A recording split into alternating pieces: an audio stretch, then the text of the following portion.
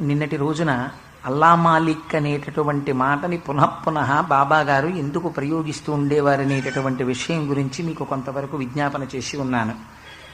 ఇవాళ శ్రద్ధ, ఆ తర్వాత పక్కన వాడబడినటువంటి సాబూరి అనబడేటటువంటి రెండు మాటల గురించి తెలియచేస్తాను అని అన్నాను. బాబాగారి జీవితంలో ఈ మూడు మాటలకి చాలా ప్రాముఖ్యత ఉంది. అల్లా మాలిక్ అన్న మాటకి, అల్లా మాలిక్ అనేటటువంటి మాట భక్తిభావాన్ని, భక్తి తత్వాన్ని ఆవిష్కరింపచేస్తుంది అని నిన్నటి రోజున చెప్పాను. ఇంకా శ్రద్ధ, సాబూరి ఈ రెండింటిని గురించి వారు చెప్పారు. ఇది చెప్పడం, ప్రస్తావన చేసేటప్పుడు కథాంశంగా దాన్ని చాలా తక్కువ ప్రస్తావన, కానీ ఆ శ్రద్ధ, సాబూరి వారి జీవితంలో జరిగినటువంటి ప్రతి ఘట్టంలోనూ ఆంతరముగా పూలదండలో దారం దాగున్నట్టే మీకు ద్యోతకమవుతూ ఉంటుంది.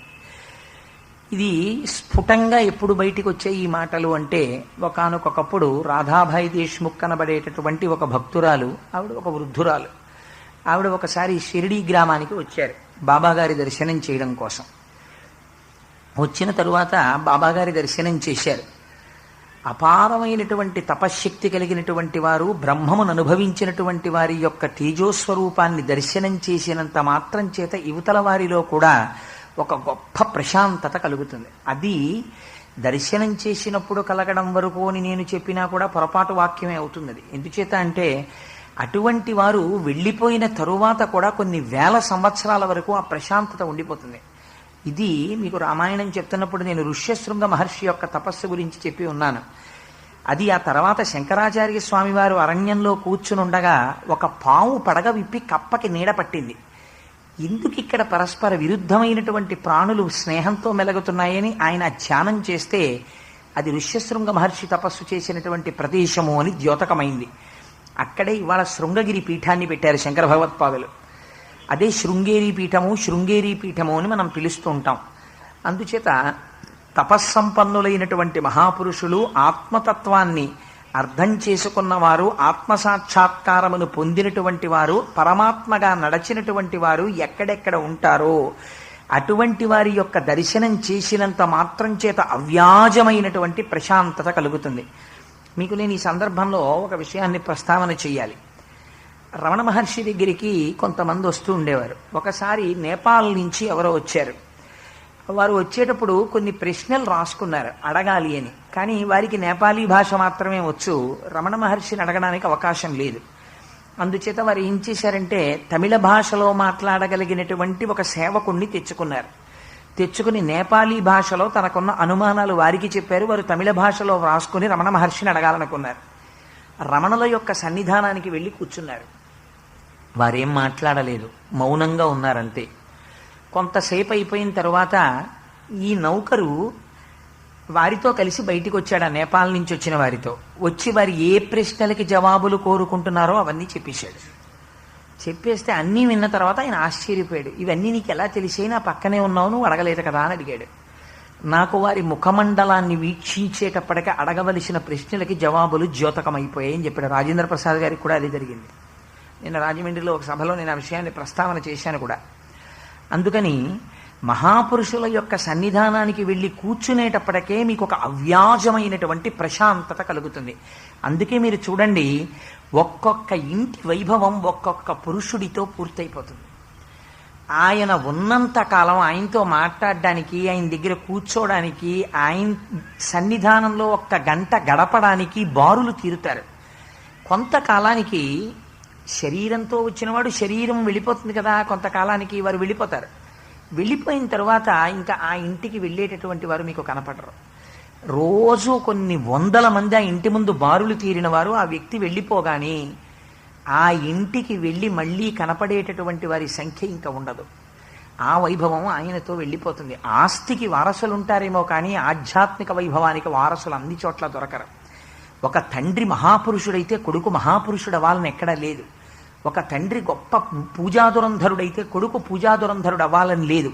ఒక తండ్రి ఆత్మతత్వాన్ని గుర్తిరిగిన వాడైతే కొడుకు ఆత్మతత్వాన్ని గుర్తిరిగిన వాడు అవ్వాలని లేదు. అది ఒక్కొక్క వంశంలో ఒక్కొక్కరి యందు తేజస్సు ప్రకాశిస్తుంది. అది పూర్వజన్మలో చేసుకున్నటువంటి అదృష్టం. సరే, ఇక్కడ సాయిబాబా గారి సన్నిధానానికి కూడా రాధాబాయి దేశ్ముఖ్ అనబడేటటువంటి ఒక వృద్ధ స్త్రీ వచ్చింది. మరి దర్శనం చెయ్యగానే అవ్యాజమైన ప్రశాంతతను అనుభవించింది. ఇప్పుడు ఆవిడ మనస్సులో ఒక కోరిక కలిగింది. ఈయన నిస్సందేహంగా ఒక గురుస్వరూపం, ఒక మహానుభావుడు, అందుకే ఈయన సన్నిధానంలో నాకు ఇంత ప్రశాంతత కలిగింది. ఆ కోణం చాలా గొప్పది. మిగిలిన వాళ్ళందరూ కోరికలు కోరారు, ఆవిడ ఈయన దగ్గర ప్రశాంతత చిక్కిందని తెలుసుకుంది. అందుకే బహుశः ఈ రహస్యాలు ఆవిడ దగ్గర మాత్రమే బాబాగారు మాట్లాడారు. ఏ స్థాయి వారు ఎలా విడితే అలా మాట్లాడారు ఆయన. మీకు రాబోయే ఉపన్యాసాల్లో కొన్ని లీలల వెనక ఉండేటటువంటి తారతమ్యాల్ని ఆవిష్కరిస్తాను. ఇక్కడ ఆవిడ ఆయన సన్నిధానంలో ఉండేటటువంటి ప్రశాంతతని గుర్తెరిగింది. అయితే ఆ తల్లి అడగడంలో ఒక విషయాన్ని ప్రస్తావన చేసింది. నాకు ఎల్లకాలముల యందు బాబాగారి సన్నిధానంలో ఉండను కదా, నేను వెళ్ళిపోతాను. అందుకని నేను బాబాగారికి శిష్యురాలను అనిపించుకుని వెళ్ళాలి. విడితే నాకేమవుతుంది, వారికి నాకు గురు శిష్య సంబంధం ఏర్పడుతుంది. అందుచేత గురు శిష్య సంబంధం ఏర్పడాలంటే వారి దగ్గర నేను ఉపదేశమును పొందాలి. ఇది సంప్రదాయబద్ధమైనటువంటి మార్గము అంటారు. అది దోషం కాదు, అది దోషము అని మీరు అనకూడదు కూడా, అది తప్పు. దోషము అంటే తప్పది. ఎందుకంటే మంత్రాన్ని ఉపదేశం పొందడం సంప్రదాయబద్ధమైనటువంటి విధానం, అది గురు శిష్య సంబంధాలు కాదు అని అనకూడదు, దాన్ని తిరస్కరించకూడదు. అలాంటి మీరు వైదికమైన సంప్రదాయాన్ని ధిక్కరించిన వారు అవుతారు. అందుచేత ఆవిడ ఉపదేశాన్ని కోరుకుంటే బాబాగారు అన్నారు, ఉపదేశం చేస్తానని వారు అనలేదు, ఉపదేశం చెయ్యనని వారు అనలేదు. ఆవిడ కోరింది, ఆయన మిన్నకున్నారు అంతవరకు. ఆయన ఏం మాట్లాడలేదు. ఆవిడ అలా కోరింది, నాకు ఉపదేశం కావాలి, ఉపదేశం కావాలి, ఉపదేశం కావాలంది. ఆయన ఏం మాట్లాడలేదు. ఆవిడ హఠం చేసింది. అంటే పెద్దతనం చేత నాకు ఆయన ఉపదేశం ఎందుకు చెయ్యరు, నన్ను శిష్యురాలిగా ఎందుకు స్వీకరించరు, నాకు గురువుగా ఎందుకు నిలబడరు అని ఆవిడికి ఆక్రోశం వచ్చింది. అది పట్టుదలగా మారింది. ఆవిడంది, బాబా గారు నాకు మంత్రోపదేశం చెయ్యకపోతే నేను ఆహారం స్వీకరించను అంది, నీరు ముట్టను అంది. ఆహారం స్వీకరించకపోతే ఏమవుతుంది, శుష్కించిపోయి శరీరం పడిపోతుంది. ఆవిడ అలా ఆహారం ముట్టకుండా ఉండిపోయింది. గమ్మత్తు ఏమిటంటే అలా 3 రోజులు ఉండిపోయింది. ఉండిపోతే సహజంగా వృద్ధురాలు, ఆవిడ శరీరం నీరసపడిపోతుంది. బాబాగారు గమనించట్లేదా? బాబాగారు గమనిస్తున్నారు. ఇక్కడే ఒక గమ్మత్తు ఉంటుంది. మీరు యథాతథంగా లీలను చదివితే అందులో మీకు ఇన్ బిట్వీన్ ది లైన్స్ అంటారు ఇంగ్లీష్లో. మీరు మామూలుగా వాక్యాలని చదివేస్తే మీకు అదేం ద్యోతకం అవ్వదు. దాంట్లో ఈ విషయం బాబా గారికి తెలియదు అని మీరు అనుకున్నారనుకోండి, మన అవివేకం అది. ఒక ఆవిడ బయట నా దగ్గర మంత్రోపదేశం పొందడం కోసమని ఆహారం మానేసి హఠం చేసి 3 రోజుల నుంచి కూర్చుంటోందన్న విషయం బాబా గారికి తెలుసు. అలా తెలియకపోతే వారు సర్వజ్ఞులు ఎలా అవుతారు? వారిని మీరు గురువుగా అంతమంది ఆయన చుట్టూ ఎందుకు చేరి ఉన్నట్టు, ఆయన గురువుగా కావాలని ఆవిడ ఎందుకు అడిగినట్టు? కాబట్టి ఆయనకి తెలుసనే రూఢి, లేకపోతే విశ్వాసమే పోయినట్టు. వారు జోక్యం చేసుకోలేదు. ఎవరు జోక్యం చేసుకున్నారంటే శ్యామ అన్నవారు జోక్యం చేసుకున్నారు. వారు మసీదుకి ఉండేటటువంటి గోడకి చేర్చి ఉన్నటువంటి ప్రాథమిక పాఠశాలలో అధ్యాపకుడు. ఆయన బాబాగారు వచ్చినప్పటి నుంచి కూడా షిరిడి ఆయన అంతేవాసిగా మెసలుతున్నారు. అందుచేత వారికి కొంచెం స్వతంత్రం ఉంది బాబాగారి దగ్గర మాట్లాడడానికి. అందుకని వారన్నారు, బాబా మీ దగ్గర మంత్రోపదేశం పొందాలని ఈ వృద్ధురాలు ఎంతగానో వ్యగ్రత పొంది ఉంది. మీరు మంత్రోపదేశం చెయ్యకపోతే ఆవిడ ప్రాణాలని విడిచిపెట్టడానికి సిద్ధం అవుతోంది. అందుకే ఆవిడ అన్నం ముట్టుకోవటం లేదు. 3 రోజులు అయిపోయింది. ఆవిడ ఒకవేళ శరీరాన్ని విడిచిపెట్టేసింది అనుకోండి, అన్నం తినకుండా ఈ మసీదులో, ప్రపంచం అంతా ఏమంటుందంటే ఆర్తితో వచ్చినటువంటి ఒక స్త్రీ పట్ల కారుణ్యముతో బాబా ప్రవర్తించలేదు, అందువల్ల ఆవిడ ప్రాణాలు పోగొట్టుకుందంటుంది. అందుకని లోకము యొక్క నిందకి మనం భయపడాలి. బాబా మీరు ఆవిడ విషయంలో ఏదో ఒక చర్య తీసుకోండి అన్నారు. ఈ గమ్మత్తు చూడండి, లోకము గురించినటువంటి భయంతో మిగిలిన వాళ్ళు ఉంటారు. లోకము గురించినటువంటి భయం బాబాగారికి ఏముండదు. వారు అంతకు ముందే 3 రోజులు శరీరాన్ని విడిచిపెట్టి వెళ్ళిపోయి మళ్ళీ ఆ శరీరంలోకి వచ్చారు. ఇది వాళ్ళందరూ చూశారు. అయినా గమ్మత్తు ఏమిటంటే చచ్చిపోయిన వాళ్ళని బ్రతికించగలిగిన సమర్థుడైన. ఎందుకనంటే నిన్నటి రోజున మీకు చెప్పాను, ఎక్కడి నుంచి వచ్చింది ఆ సమర్థత అంటే ఆయన సర్వావస్థా వివర్జిత, ఆయన బ్రహ్మముతో తాదాత్మ్యమును పొంది ఉన్నాడు. మనలా త్రిగుణములతో తాదాత్మ్యమును పొంది లేరు ఆయన. ఆ సమర్థత తెలుసు. ఆయన వైక్లభ్యం అంటారు బుద్ధిలో. అంటే అదేదో ఉపద్రవం జరిగిపోతే బాబా గారికి అపకీర్తి వచ్చేస్తుంది. ఇది చుట్టూ ఉండేటటువంటి వాళ్ళల్లో ఏర్పడేటటువంటి ఒక రకమైన భక్తి చేత వచ్చేటటువంటి మాట. ఏదో బాబా గారిని మనం రక్షించుకోవాలి, ఇలాంటి వారు ఉండరని మీరు అనుకోకండి, వారు ఎప్పుడూ ఉంటారు. ఎందుకంటే భాగవతంలో కూడా కృష్ణుడికి ప్రమాదం వస్తుందేమో తమ రక్షించుకోవాలనుకున్నారు గోపికలు, అది ఉత్తమమైన భక్తి. ఆ భక్తిని మీరు తక్కువ అని చెప్పడానికి వీల్లేదు. ఆ స్థాయిలో ఉన్నటువంటి భక్తి కామ్య భక్తి కన్నా గొప్పది. ఒక కోరిక కోరుకునేటటువంటి వాడు గురువు చుట్టూ తిరిగి నాకు ఈ కోరిక తీర్చండి తీర్చండి అని వెంటపడేవాడి కన్నా, అమ్మో మా గురువు గారికి ఎక్కడైనా చెడ్డ పేరు వస్తుందేమో, మా గురువు గారిని రక్షించుకోవాలని వెంట తిరిగేటటువంటి వాడి యొక్క ప్రవర్తనలో నిజాయితీ పాళ్ళు ఎక్కువ. ఎందుకని వాడికి గురువుని రక్షించుకోవాలని తాపత్రయం ఉంది. ఇప్పుడు స్థాయి ఏ స్థాయిలో ఉంది శ్యామాది? కామ్యముతో తిరుగుతున్నవారు కారు. బాబా గారికి అపకీర్తిస్తుందేమో అని పాపం ఆయనకి బెంగ. ఈ బెంగ ఆయన సమర్థత మరిచిపోయేటట్టు చేసింది. మీరు ఆ లీలని అర్థం చేసుకోవడంలో కొంచెం జాగ్రత్తగా పరిశీలన చెయ్యాలి. పరిశీలన చెయ్యకుండా మీరు చదివారనుకోండి, దానివల్ల వచ్చేటటువంటి ప్రయోజనం తక్కువగా ఉంటుంది. అదే ఒక కామ్యంతో కూడుకున్నటువంటి భక్తుడు వెళ్ళి బాబాగారితో మాట్లాడారనుకోండి, నోరు మొయ్యి అంటారు. ఆ మాట అంగీకరించారు, సలహా ఇవ్వడాన్ని ఒప్పుకోరు. శ్యామ సలహా ఇవ్వడాన్ని అంగీకరించారు. ఎందుకు అంగీకరించారంటే తెల్లవారి లేస్తే ఆయన చుట్టూ తిరగడం తప్ప ఆయనకి ఇంకో ప్రయోజనం లేదు. ఒక ప్రయోజనం కోరుకున్నవాడు కాదు శ్యామ, ఎప్పుడూ ఆయన దగ్గర ఉండాలి. నాకు సర్వం ఆయనే. మీకు ఒక ఉదాహరణ చెప్తాను, ఆయనకి అంత నమ్మకం ఉందా లేదా అనడానికి. ఆయనకి కృష్ణుడెవరు? బాబాయే. శివుడెవరు? బాబాయే. గురువెవరు? బాబాయే. సకుడెవరు? బాబాయే. తల్లెవరు? బాబాయే. తండ్రెవరు? బాబాయే. త్వమేవ మాతా చ పితా త్వమేవ బంధుస్య సఖా త్వమేవ విద్యా ద్రవిణం త్వమేవ సర్వం మమ దేవదేవా అంటాం మనం నాలుకతో అంటాం. వాళ్ళు యథార్థంగా అంటారు, నీవే తల్లియు తండ్రియు నీవేనా సఖుడు నీ గురుడు అని నిజముగా కృష్ణ అని కృష్ణుని ఉద్దేశించి కూడా ఇలాంటిదే ఒక పద్యం చెప్తూ ఉంటారు పెద్దలు. అన్నీ నువ్వే అంటుంటాం. త్వమేవ మాతా చ పితా త్వమేవ అలాగే అంటాం. శంకరాచార్యులు వారు అంటారు, ఆత్మాత్వం గిరిజామతి సహచరా ప్రాణా శరీరం గృహం పూజాతే విషయోపభోగ రచన నిద్రా సమాధి స్థితి అంటారు. అన్నీ ఇక్కడే అంటారు. అలా ఆయనకి బాబాయందు ఉన్నటువంటి పూనిక అటువంటిది. ఇది ఉత్తమ భక్తి. ఈ భక్తిలో కామ్యం లేదు. ఈ భక్తిలో తన గురువుని రక్షించుకోవాలన్న పరివేదన ఉంది. అందుకని ఇప్పుడు మాట్లాడాలి, ఇప్పుడు జోక్యం చేసుకోవాలి, తప్పదు. అవతల ఆవిడ అజ్ఞానంతో ఉందా, పట్టుదలతో ఉందా? ఇక్కడ మీరు ఒక విషయాన్ని చాలా జాగ్రత్తగా పరిశీలన చేయాలి. ఎందుకు నేను ఈ మాట 1కి 10 మాటలు అంటున్నానంటే, మూల కథ గురించి నేను పెద్దగా చెప్పవలసిన అవసరం లేదు. నేను మొన్న చదివానేమో కానీ నిజాయితీగా చెప్పాలంటే మీ అందరూ కొన్ని 100 మార్లు పారాయణ చేసి ఉన్నవారు. సుబ్బారావు గారి దగ్గర కూర్చుని నేను ఈ లీల గురించి చెప్పనా? వారికి కరతలామలకం ఇవన్నీ. కానీ నేను ఆంతర విషయాన్ని ప్రతిపాదన చేస్తున్నాను. ఎందుచేత అంటే వారు నేను ఒక మాట అన్నారు, లీల వెనక ఉన్న రహస్యాన్ని కోటేశ్వరరావు గారు ప్రతిపాదిస్తారు అన్నారు. అందుచేత శ్యామ యొక్క భక్తి ఉత్తమమైన భక్తి, తన గురువుని రక్షించుకోవాలన్న భక్తి. ఈ భక్తి ఏం చేస్తుందంటే సమర్థతని మరిపింప చేస్తుంది. అవతలవాడు ఎంత సమర్థుడు ఆలోచించాడు. ఆయన ఎండి గొప్ప ఫిజీషియన్, ఎటువంటి వ్యాధినైనా సరే ఆయన తీర్చేయగలడు. భార్య ఒక రోజున భర్త పక్కన పడుకుంది. ఆయన ఒళ్ళు వెచ్చగా తగిలింది. భార్య అంటుంది, ఏమండి మీ ఒళ్ళు వెచ్చగా ఉంది, మీకు జ్వరం వచ్చిందేమో, మాత్ర వేసుకోండి. మీకు అనేటప్పటికి అశ్రద్ధ, సరిగ్గా వేసుకోరు, ఒక్కసారి మా అన్నయ్యని పిలిపిస్తాను, ఆయనకి 5 పేషెంట్లు ఉండరు. కానీ తన బావగారు అనేటప్పటికీ చాలా జాగ్రత్తగా చూస్తాడు. ఒక్కసారి మా అన్నయ్యని కూడా పిలుస్తాను, వాడితో చర్చించి ఏదైనా మంది వేసుకోండి, ఇవాళకి హాస్పిటల్ మానేయండి, మీరు వెళ్ళకండి, ఇవాళకి నా మాట వినండి, మీరు ఇవాళ అలా కాదు, మీరు సరిగ్గా తింటలేదు, మీరు ఎప్పుడు పేషెంట్లు అని 18 గంటలు 16 గంటలు తిరుగుతున్నారు, ఇలా అయితే నేను ఒప్పుకోను సుమండి, మీరు ఇంకా కొన్నాళ్ళు తగ్గించుకోండి. నిజంగా ఆయన ఆరోగ్యం ఏమిటో, ఎంతసేపు పడుకోవాలో, ఎంతసేపు లేచి ఉండాలో, ఎంతమందిని చూడాలో ఒక పేరెన్నిక కన్నా ఫిజీషియన్ ఆయనకి తెలియదు, ఆయనకి తెలుసు. కానీ ప్రేమ ఆయనకున్న సమర్థతని మరిపింప చేసేస్తుంది. భార్య 7వ క్లాస్ పాస్ అయింది ఆవిడ, కానీ ఇన్ని సలహాలు చెప్తుంది భర్తకి. ఎందుకు చెప్పింది? నీకేం తెలుసు? నువ్వు చదివావా ఎండి ఫిజీషియన్గా? నీకు తెలుసా ఎనాటమీ? నీకు తెలుసా నా సమర్థత?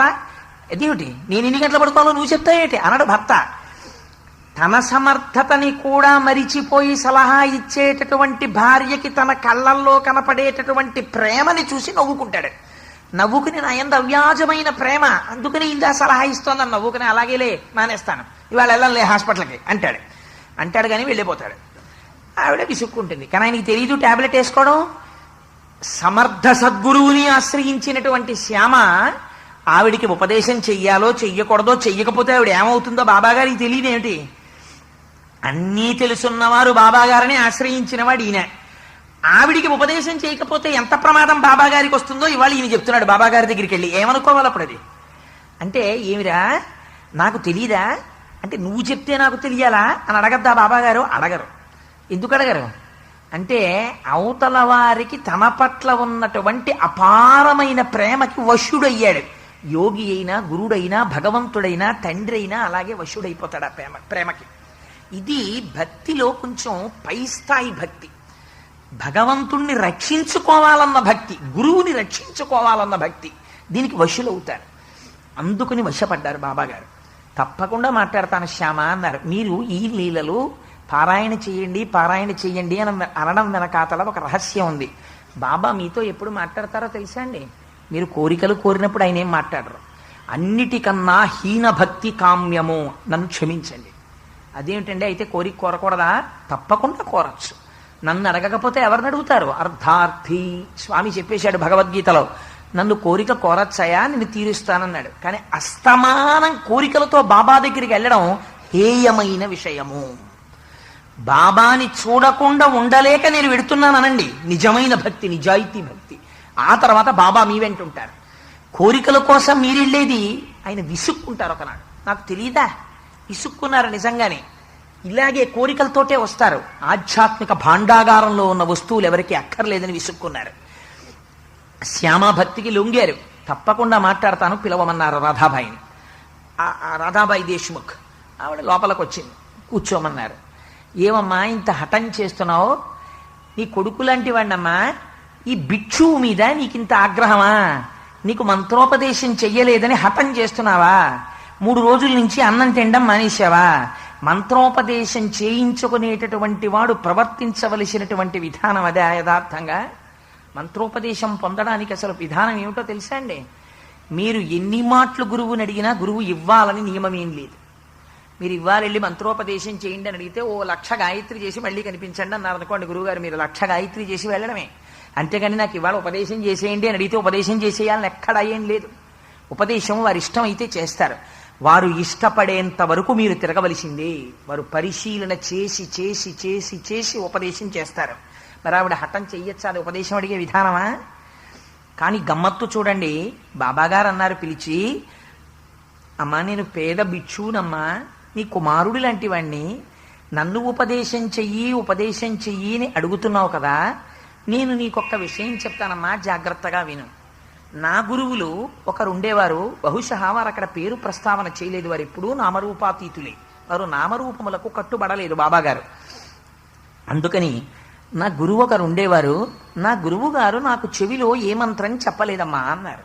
ఎంత నిజాయితీ అయిన మాట చూడండి. వారు నాకు చెవిలో మంత్రోపదేశం చేయలేదు. మంత్రోపదేశం చేసినప్పుడు కుడి చెవిలో మంత్రాన్ని ఉపదేశం చేస్తారు.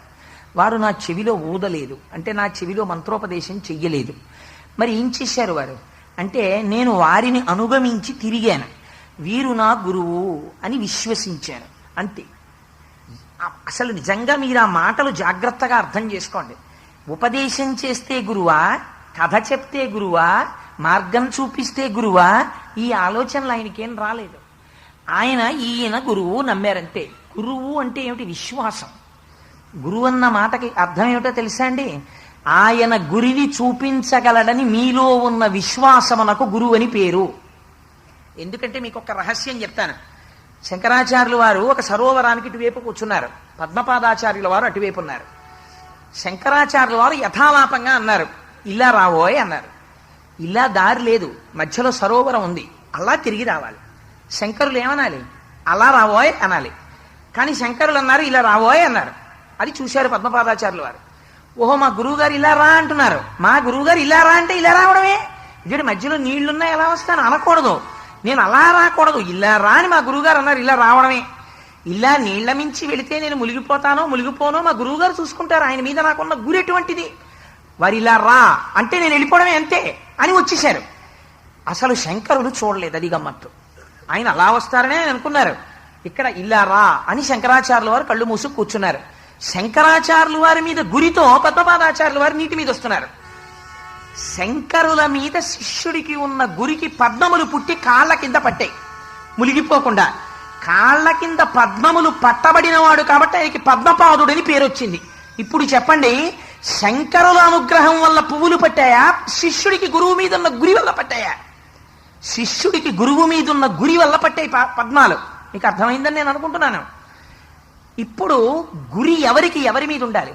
గురువు శిష్యుల్ని ఒరే అటు వెళ్ళిపోకండ్రా, ఇటు వెళ్ళిపోకండ్రా, నా వెంటే ఉండండ్రా, నన్ను నమ్మండ్రా అని గురువు గారు వేడుకోవాలా?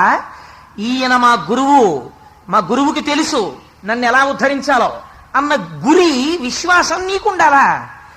నీకు ఉంటే ఆయన గురువు, ఆయనకి నీ యందు ఉంటే వాత్సల్యం. అది ఆయన గురువు కాడు, నీ యందు వాత్సల్యం ఉంటుందంతే. అంతేకాని ఎవరెవరిని ప్రేమించారో వాళ్ళందరూ శిష్యులు ఆయన గురువు అవ్వడు. ఎవరికి వారి యందు గురి ఉందో వారికి ఆయన గురువు అవుతాడంతే. అందుకే గురువు అంటే ఎవరని అడిగారు రమణ మహర్షిని. గురిని చూపించిన వాడు గురువు అన్నారంతే. ఎంత గొప్ప మాట చూడండి.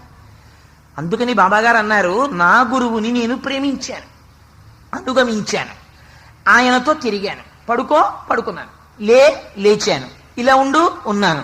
ఏమిటి నా పని? ఆయన్ని చూడటమే. అలా చూస్తూ ఉండేవాడిని. ఎందుకు చూడటం అంటే నాకు ఆయన్ని చూస్తే తృప్తి, గొప్ప ఆనందం. ఏంటి ఆ మాటకి ఏమైనా అర్థం ఉందా అసలు?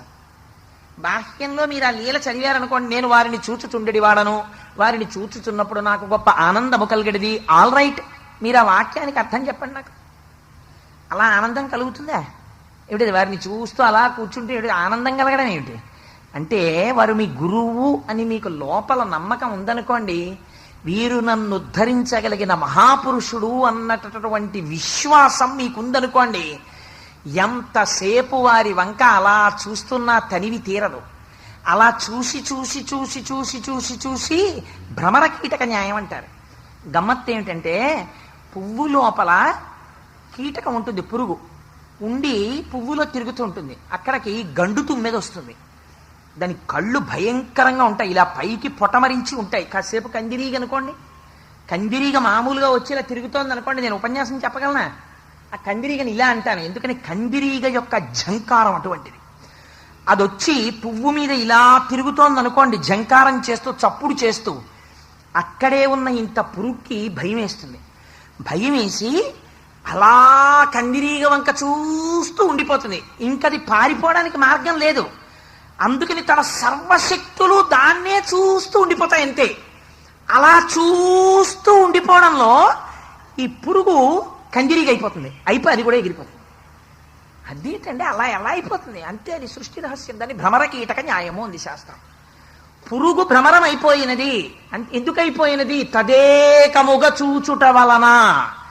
మీరు అయస్కాంతాన్ని పట్టుకెళ్ళి దాని మీద ఒక సూది పెట్టి బాగా రాపాడించారనుకోండి, రాపాడించి రాపాడించి రాపాడించి గుండు సూదిని పెట్టుకెళ్ళి ఇంకో గుండు సూదికి తగిలించారనుకోండి, ఈ గుండు సూది కూడా అయస్కాంతం అయిపోయి వేరో గుండు సూదిని పట్టుకుంటుంది.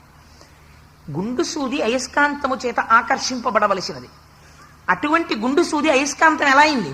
అయస్కాంతమునకే తగులుకుని రాపాడడం వల్ల గుండు సూదికి అయస్కాంత ధర్మం వచ్చేసింది. ఒక కీటకానికి భ్రమర ధర్మం వచ్చేసింది. తన గురువునే ఉపాసన చేసి తానే గురువు అయిపోయారు. ఇప్పుడు గురువుకి శిష్యుడికి అభేదం. నేను అలా అయ్యాను. ఇప్పుడు నాకే ఉపాసన ఉంది చెప్పు అంటే దాని అర్థం మంత్రోపదేశాన్ని సాయిబాబా గారు తిరస్కరించారని ఉందా అందులో? నాకు చెప్పండి. అలా తిరస్కరించి మాట్లాడేటటువంటి వ్యక్తి అయితే అనేక మతాల్లో ఉన్న సారాంశాన్ని కూడా అంగీకరించిన మహాపురుషుడుగా బాబా గారి గురించి మీరు చెప్తున్నప్పుడు లీకి మాటలు మాట్లాడి సంప్రదాయబద్ధంగా మంత్రోపదేశం చేసి ఉద్ధరింపబడిన శిష్యకోటి లక్షల్లో ఉండగా, కోట్లలో ఉండగా దాన్ని బాబా తిరస్కరిస్తారా? అది తిరస్కరించలేదు బాబా. ఆ మార్గాన్ని వారు విమర్శించలేదు. అది వద్దు అని చెప్పలేదు. అది ఒక మార్గం. కానీ నేను ఎంచుకున్న మార్గం, నాకు నా గురువులు ఉద్ధరించిన మార్గం, నేను నా గురువుని ఉపాసన చేశాను. ఏం చేశాను? గురువునే నమ్ముకున్నానంతే. ఆయన ఒక మాట అన్నారు, నాకు త్రిమూర్తులు నా గురువే అన్నారు. నాకు బ్రహ్మ నా గురువులో కనబడ్డారు, నాకు విష్ణువు నా గురువులో కనబడ్డారు, నాకు శివుడు నా గురువులో కనపడ్డారు. గురుగీత ఏం చెప్పిందో తెలుసా అండి? బాబా గారు ఏం చెప్పారో అదే చెప్పింది. గురుగీత అంది, అత్రినేత్ర శివ సాక్షాత్ ద్విబాహుస్య హరిస్మృత అంది. గురువు అంటే ఎవరో తెలుసా? 3 కన్నులు లేకుండా ఉన్న పరమశివుడు. లలాటమునందు 3వ కన్ను కనపడదు, నీలాగే ఉంటాడు 2 కళ్ళతో. త్రినేత్ర శివ సాక్షాత్. ఆయన ఎక్కడుంటాడో అక్కడ మంగళం. ఏమిటి మంగళం? ఆయన 4 చేతులతో ఆయన రక్షణ చేస్తారు, స్థితికారుడు. ఆయన ఎప్పుడెప్పుడు లోకమునకు ఉపద్రవం వస్తే అప్పుడప్పుడు రక్షణ చేస్తాడు. కానీ గురువు 2 చేతులతోనే ఉంటాడు. 2 చేతులతో ఉన్న గురువు స్థితికారుడు. శ్రీ మహావిష్ణువు ఎలా రక్షిస్తారో తన సంకల్ప మాత్రం చేత గురువులు అలా రక్షిస్తారు. అందుకే గురు పాదుకల్ని ఇంట్లో పెట్టుకుని పూజ చేస్తారు. గురువుకి నమస్కారం చేసినంత మాత్రం చేత గురువు యొక్క రక్షణ నిలబడిపోతుంది. గురువు సంకల్పం చాలు. శిష్యుడికి ఉపద్రవం వస్తోందని గురువు కనిపెట్టాడు అనుకోండి, గురువు అభిషేకం చేసి నా శిష్యుడు రక్షింపబడుగాక అని ఒక సంకల్పం చేశాడు అనుకోండి, పరమశివుడు కూడా చెనకడు, యముడు కూడా చెనకడు. సంకల్పం ఉంది, గురువుల ఆశీర్వచనం ఉంది, శిష్యుడు రక్షింపబడతాడు. అందుకని ద్విబాహుశ్చ హరిస్మృత. అందుకని 2 చేతులతో కనపడుతున్నటువంటి శ్రీ మహావిష్ణువు ఆయనే సాక్షాత్తుగా యో చతుర్వదనో బ్రహ్మ. 4 ముఖములతో ఉన్నటువంటి బ్రహ్మ ఎవరో ఆయన నీ గురువు. 4 ముఖాలుంటే బ్రహ్మగారు ఏం చేస్తున్నారు? 4 ముఖాలతో వేదం పలుకుతున్నాడు ఆయన. వేదం అంటే ఏమిటి? విద్ అన్న ధాతువులోంచి వచ్చింది. విద్ అంటే ఏది తెలుసుకున్న తరువాత ప్రపంచములో వేరొకటి తెలుసుకోవలసిన అవసరము లేదో, ఏది తెలుసుకున్న తరువాత వేరొకసారి నువ్వు పాంచభౌతికమైన శరీరముతో ప్రపంచములో తిరగవలసిన అవసరము లేదో, అటువంటి దానిని తాను తెలుసుకుని రమించి 10 మందికి చెప్పకుండా ఉండలేక చెప్పినవాడు త్యాగమూర్తి అయి ఉపకారము కాని ప్రతిఫలమును కాని అపేక్షించక చెప్పకుండా ఉండలేక చెప్పిన త్యాగే నైకే అమృతత్వ మానసు అయి ఎవడున్నాడో వాడు బ్రహ్మ, వాడు చతుర్ముఖ బ్రహ్మ. అందుకని యో చతుర్వదనో బ్రహ్మ శ్రీ గురురభిరుచ్యతే. ఆయనే గురుమూర్తి అయి ఉన్నాడు. వారికి నా నమస్కారం అంది గురుగీత. పార్వతీదేవికి పరమశివుడు చెప్పాడు ఈ రహస్యాన్ని. 3 మూర్తులు కలిపి కరచరణాదులతో భూమి మీద నడయాడుతున్న గురుస్వరూపమే మేము 3 కలిసి ఉన్నాం పార్వతి అని చెప్పాడు. ఇది బాబాగారు చెప్పారు. నాకు నా గురువులో బ్రహ్మ, విష్ణువు, శివుడు 3 కనబడ్డారు.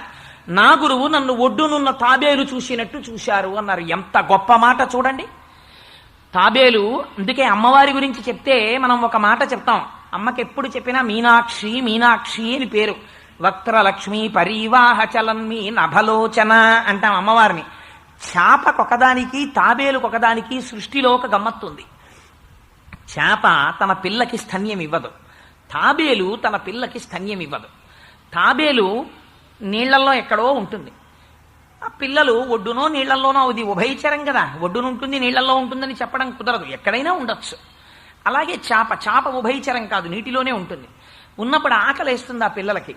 ఆకలి వేస్తే అది ఒక్కసారి తన తల్లి వంక చూస్తుంది. ఇలాగా తల్లి ప్రియమార పిల్లల వంక చూస్తుంది. అంతే, వాటి కడుపు నిండిపోతుంది. నిండిపోయి పెద్దదైపోతుంది. పెద్దదైతే ఏం చేస్తుంది? గమ్మత్తు ఏమిటో తెలుసా అండి? నీట కరిగిపోయిన ఆక్సిజన్ని తన మొప్పల చేత గ్రహిస్తుంది చేప. Can you imagine such a mechanism in a body? ఇది ఈశ్వర సృష్టి. ఇది అల్లా మాలిక్, వీడు యజమాని, వాడు సృష్టికర్త.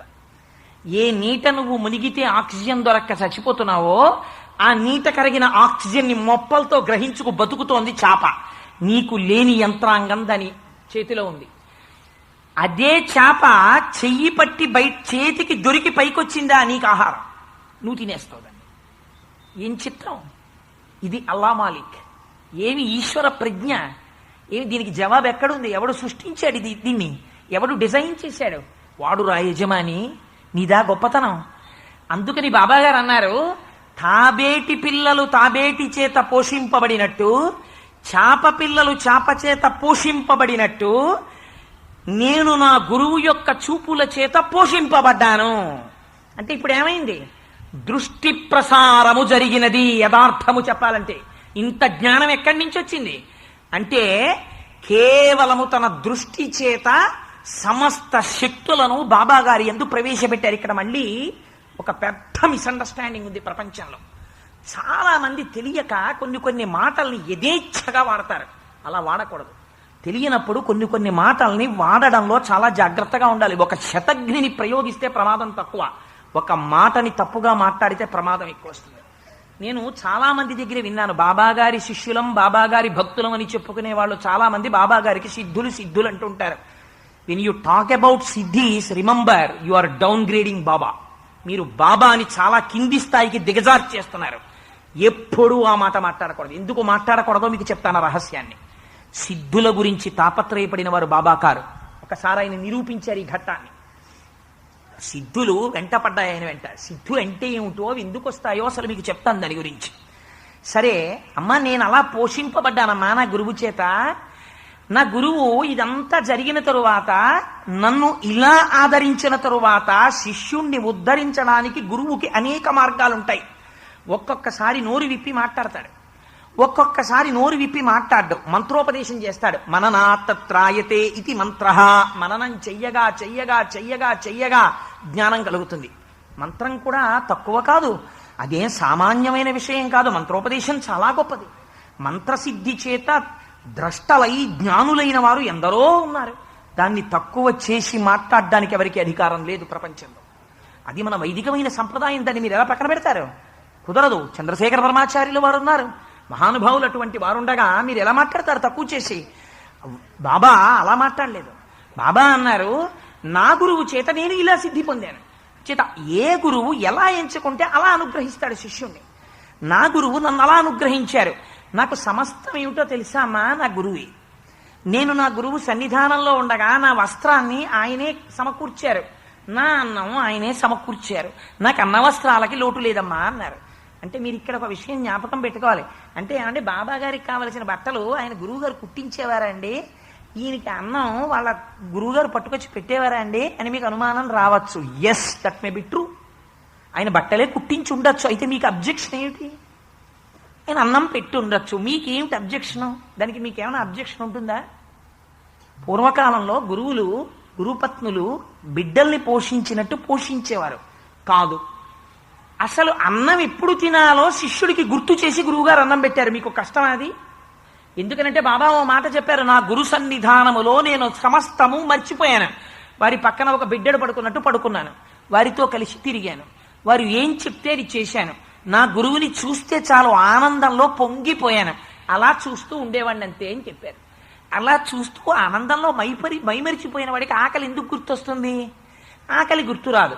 కానీ తండ్రి కొడుకు ఎలా అయినా ఎంసెట్లో స్టేట్ ఫస్ట్ తెచ్చుకుందామని అన్నం తినడం కూడా డిస్టర్బెన్స్ అని, కాఫీ తాగడం కూడా డిస్టర్బెన్స్ అని, కాఫీ కూడా తాగకుండా అన్నం కూడా తినకుండా ఎంసెట్ పుస్తకాలు చదువుకుంటున్నటువంటి పిల్లవాడిని తండ్రి వచ్చి, అలా చదవకరా, అలా చదివితే చాలా దెబ్బతింటావు ఆరోగ్యం, తీరా నువ్వు పరీక్ష కూర్చున్న తర్వాత నిద్ర వస్తుంది, అలా తినకుండా ఉండకూడదురా, తిను అని చెయ్యట్టుకు లాక్కొచ్చి అన్నం పెట్టినట్టు తననే చూస్తూ జగత్తునే మరిచిపోయిన తన శిష్యుణ్ణి కిందకి తెచ్చి, అన్నం తినకపోతే ఉపాధి పడిపోతుందిరా నాన్న, అన్నం తినరా అని పెట్టిన వాత్సల్యాన్ని జ్ఞాపకం చేసుకున్నారు బాబాగారు. తను బట్ట కట్టుకున్నారో కట్టుకోలేదో, కట్టుకున్న బట్ట మాసిపోయిందో మట్టి పట్టిందో, చెమట వాసనే కొడుతోందో ఆయన చూసుకోలేదు. ఆయన మర్చిపోయారు.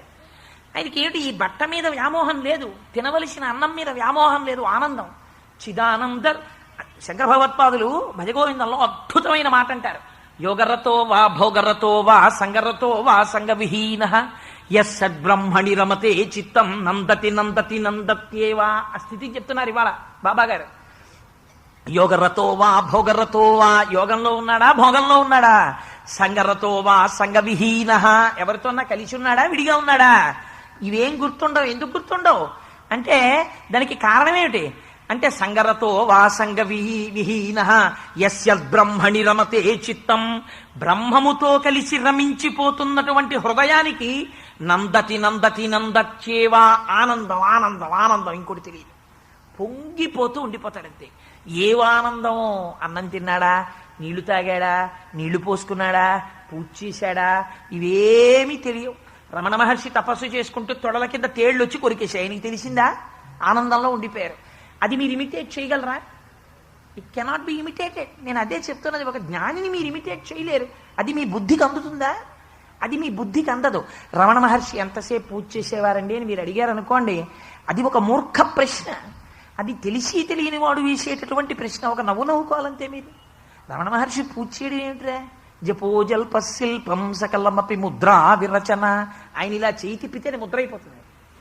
ఆయన లేచి నడిస్తే ప్రదక్షిణం అయిపోతుంది. ఆయన నోట్లో ఏదైనా వేసుకుంటే యజ్ఞం అయిపోతుంది. ఆయన పడుకుని నిద్రపోతే సమాధి అయిపోతుంది. ఎందుకు అయిపోతుంది? ఆయన మహాజ్ఞాని, బ్రహ్మముతో రమిస్తున్నాడు, బ్రహ్మముగా నిలిచిపోయాడు. అంతే తప్ప ఆయన ఎంతసేపు పూజ చేశారండి, ఆయన అన్నం తినేవారా అండి, ఎన్ని గంటలకు అన్నం తినేవారండి, వేశారు ఇలాంటి ప్రశ్నలు. అర్థం లేని ప్రశ్నలు జ్ఞానుల దగ్గరికి వెళ్ళి అడిగారు చాలామంది. అడిగితే వారు చాలా ఉదాసీనంగా వాటి గురించి జవాబు చెప్పేవారు. వారి స్థాయి అంతే, ఏం చేస్తాం మరి అని ఇలాంటి సమాధానాలే చెప్పేవారు. ఒక్కొక్కసారి బరస్ట్ అయిపోయారు, అసహించుకున్నారు. రమణులకి కూడా కోపం వచ్చేది, పెద్ద పెద్ద కేకలేశారు. ఒకసారి ఒకటి గురువుల గురించి చాలా తక్కువ చేసి మాట్లాడితే. సో ఎందుకు చెప్తున్నానంటే నేను ఈ విషయాలన్నీ, మహానుభావుడు బాబా గారు తన గురువుని చూసేటప్పుడు ఆ ఆనంద తన్మయత్వంలో అన్నీ మరిచిపోయారు.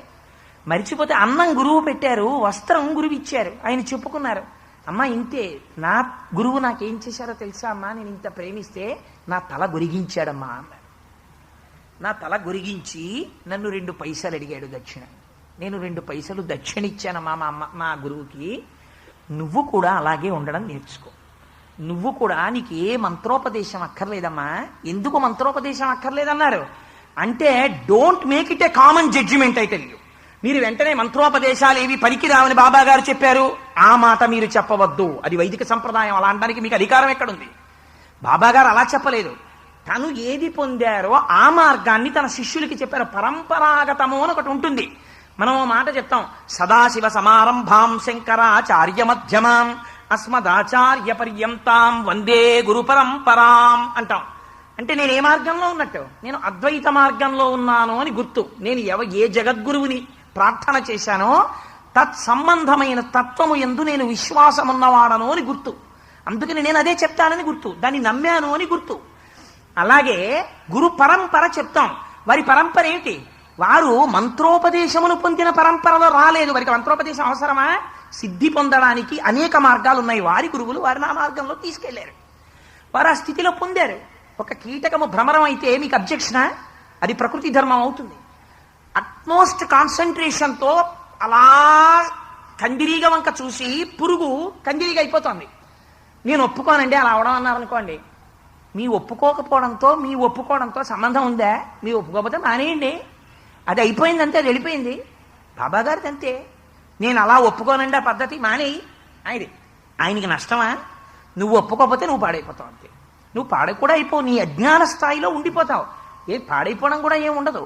నువ్వు ఏ స్థాయిలో ఉన్నావో ఆ స్థాయిలో ఉంటావు. దాని గురించి పరిశీలన చేసావు అనుకో, నువ్వు మెట్టెక్కుతావు. అందుకొచ్చే ఆ లీలలు. ఒక్కొక్క లీల వెనక రహస్యం ఏంటంటే, నువ్వు ఈ కోణంలో విచారణ చెయ్యి. విచారణ చేసిన కొద్దీ, చిలికిన కొద్దీ వెన్నొస్తుంది.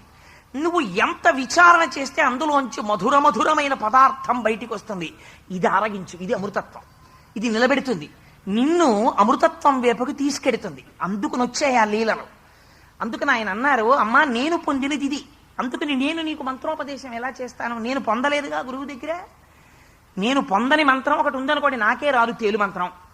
మీరు వచ్చాయా కోటేశ్వరారు, నాకు మీరు చాలా విషయాలు చెప్తుంటే విన్నాను. అక్కడికి వెళ్ళి రామాయణం చెప్పారు, ఇక్కడికి వెళ్ళి సౌందర్యలహరి చెప్పారు, ఇక్కడికి వచ్చి బాబా గారి గురించి చెప్పారు. ఇన్ని చెప్పిన వాడికి తేలు మంత్రం రాకుండా ఉంటుందా? ఖచ్చితంగా వచ్చి ఉంటుంది. అందుకని మీరు తేలు మంత్రం ఉపదేశం చేయండి అన్నారు అనుకోండి, నేనేం చెప్పాలి? అయ్యా నేను యథార్థంగా చెప్తున్నానండి, నేను తేలు మంత్రం ఉపదేశం పొందలేదు నా గురువుల దగ్గర.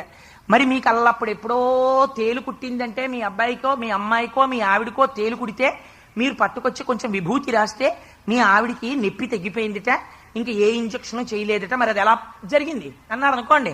ఇప్పుడు నేను అంటాను, అయ్యా నేను నమ్ముకున్న పరమేశ్వర స్వరూపం ఒకటి ఉంది, ఆ పరమేశ్వర స్వరూప సంబంధమైనటువంటి స్తోత్రం చదువుకుంటూ వాడు నాకు దిక్కు అని ఓం త్రయంబకం యజామహే సుగంధిం పుష్టివర్ధనం ఉర్వారుకమివ బంధనాన్ మృత్యోర్ముక్షీయమృతాత్ అంటూ విభూతి పెట్టాను, తగ్గింది. తప్ప నాకు తేలుమంత్రం రాదండి, నేను ఇప్పుడు తేలుమంత్రం ఉపదేశం పొందినవాడను కాను అన్నాను అనుకోండి. అంటే మీరు అన్ని ఉట్టిది అలాగంటారు కోటేశ్వరారు, మీకు తేలుమంత్రం రాకపోవడం ఏంటంటే మీకు వచ్చే ఉంటుంది తప్పకుండాను. ఇన్ని శ్లోకాలు చెప్పారు, ఇన్ని పద్యాలు చెప్పారు, ఇన్ని ఉపన్యాసాలు చెప్పారు, ఇంతో తేలుమంత్రం మీకు రాదంటే మేము నమ్మమండి, మీకు వచ్చి ఉంటుందన్నారు అనుకోండి. మిమ్మల్ని తృప్తిపరచడానికి మీకు తెలియదుగా ఉపదేశం చేయకపోతే, మీరు అప్పటిదాకా ఉపదేశం పొందలేదంటే మీకు తెలిసినట్టు తేలుమంత్రం మీకు తెలియదు కదా. కాబట్టి నేనేం చెప్తే అది మంత్రం కదా, అదొక మత్తు. ఎందుకంటే మీకు తెలియనప్పుడు నేను ఏం చెప్పానో అది మంత్రం అవ్వాలి. అందుకని మీ చెవులో నేను ఏదో చెప్పాను అనుకోండి, కాకా కీకి కూకు, ఇదే తేలు మంత్రమో అన్నాను అనుకోండి, అమ్మ ఇది రహస్యం అమ్మా, మీరు మళ్ళీ ఎవరికి చెప్పకూడదు సుమా, నేను మీకు శాసనం చేస్తున్నాను, మీరు ఉపదేశం చేయకండి అన్నాను అనుకోండి, మీరు ఏం చేస్తారు? తేలు కొరిచిన వాళ్ళందరినీ పిలిచి, అయ్యా నేను చేస్తాను, మీకేం పర్లేదు, నువ్వు అట్లకాడ ఏదో పట్టుకుని కాకా కీకి కుక్కుని పైకి అనకుండా ఏదో అట్లకాడిట్టి ఇలా ఇలా అంటారు.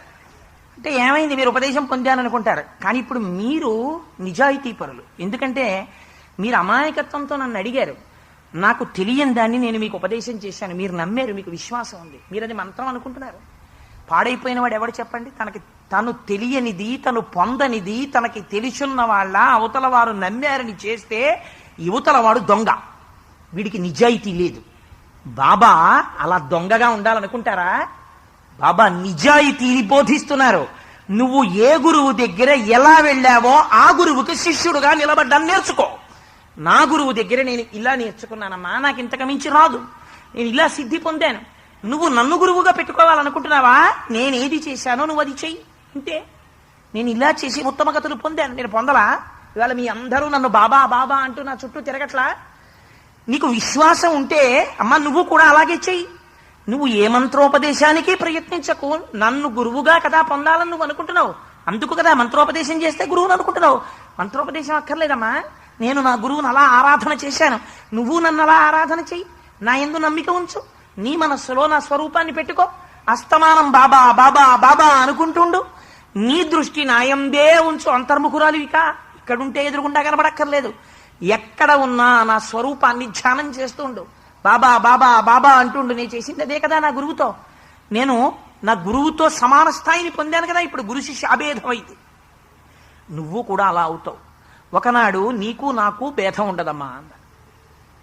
ఎంత గొప్ప మాట చెప్పారు చూడండి మహానుభావుడు. నిజంగా ఇది గురుస్థాయిలో ఉన్నవారికి శిష్య స్థాయిలో ఉన్నవారికి కూడా ఉపదేశ పాఠం. నిజానికి ఎంత అందంగా ఎంత నిజాయితీగా మాట్లాడారో చూడండి. మాట్లాడుతూ ఒక విషయం చెప్పారు, వెంటనే మనకు అనుమానం వస్తుంది, ఏమంటే అలా మనస్సులో పెట్టుకుని ఆరాధన చేస్తే కూడా మనం అలా అయిపోతామండి.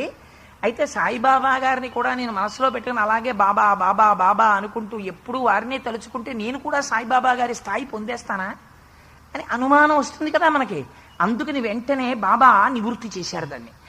రాధాబాయి దేశ్ముఖ్ మనందరి తరపున ప్రతినిధి అక్కడ, జ్ఞాపకం పెట్టుకోండి. ఆవిడ she is not a character, she is not an individual, she is not a person, it is a personality representing the entire world. ఆ స్థితిలో వారు ఒక సమర్థ గురువుగా కూర్చున్నారు. సమస్త జగత్తుని రాధాబాయి దేశ్ముఖ్లోకి పెట్టారు.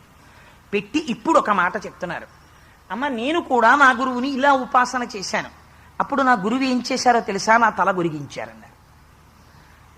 మనకి ఈ మాట మీరు పుస్తకంలో చదివారనుకోండి మీకు కాఠిన్యము తోస్తుంది కదా. కొన్ని పుస్తకాల్లో ఇదే వాక్యాన్ని ఉపయోగం చేశారు, ఇదే వాక్యాన్ని ప్రయోగం చేశారు.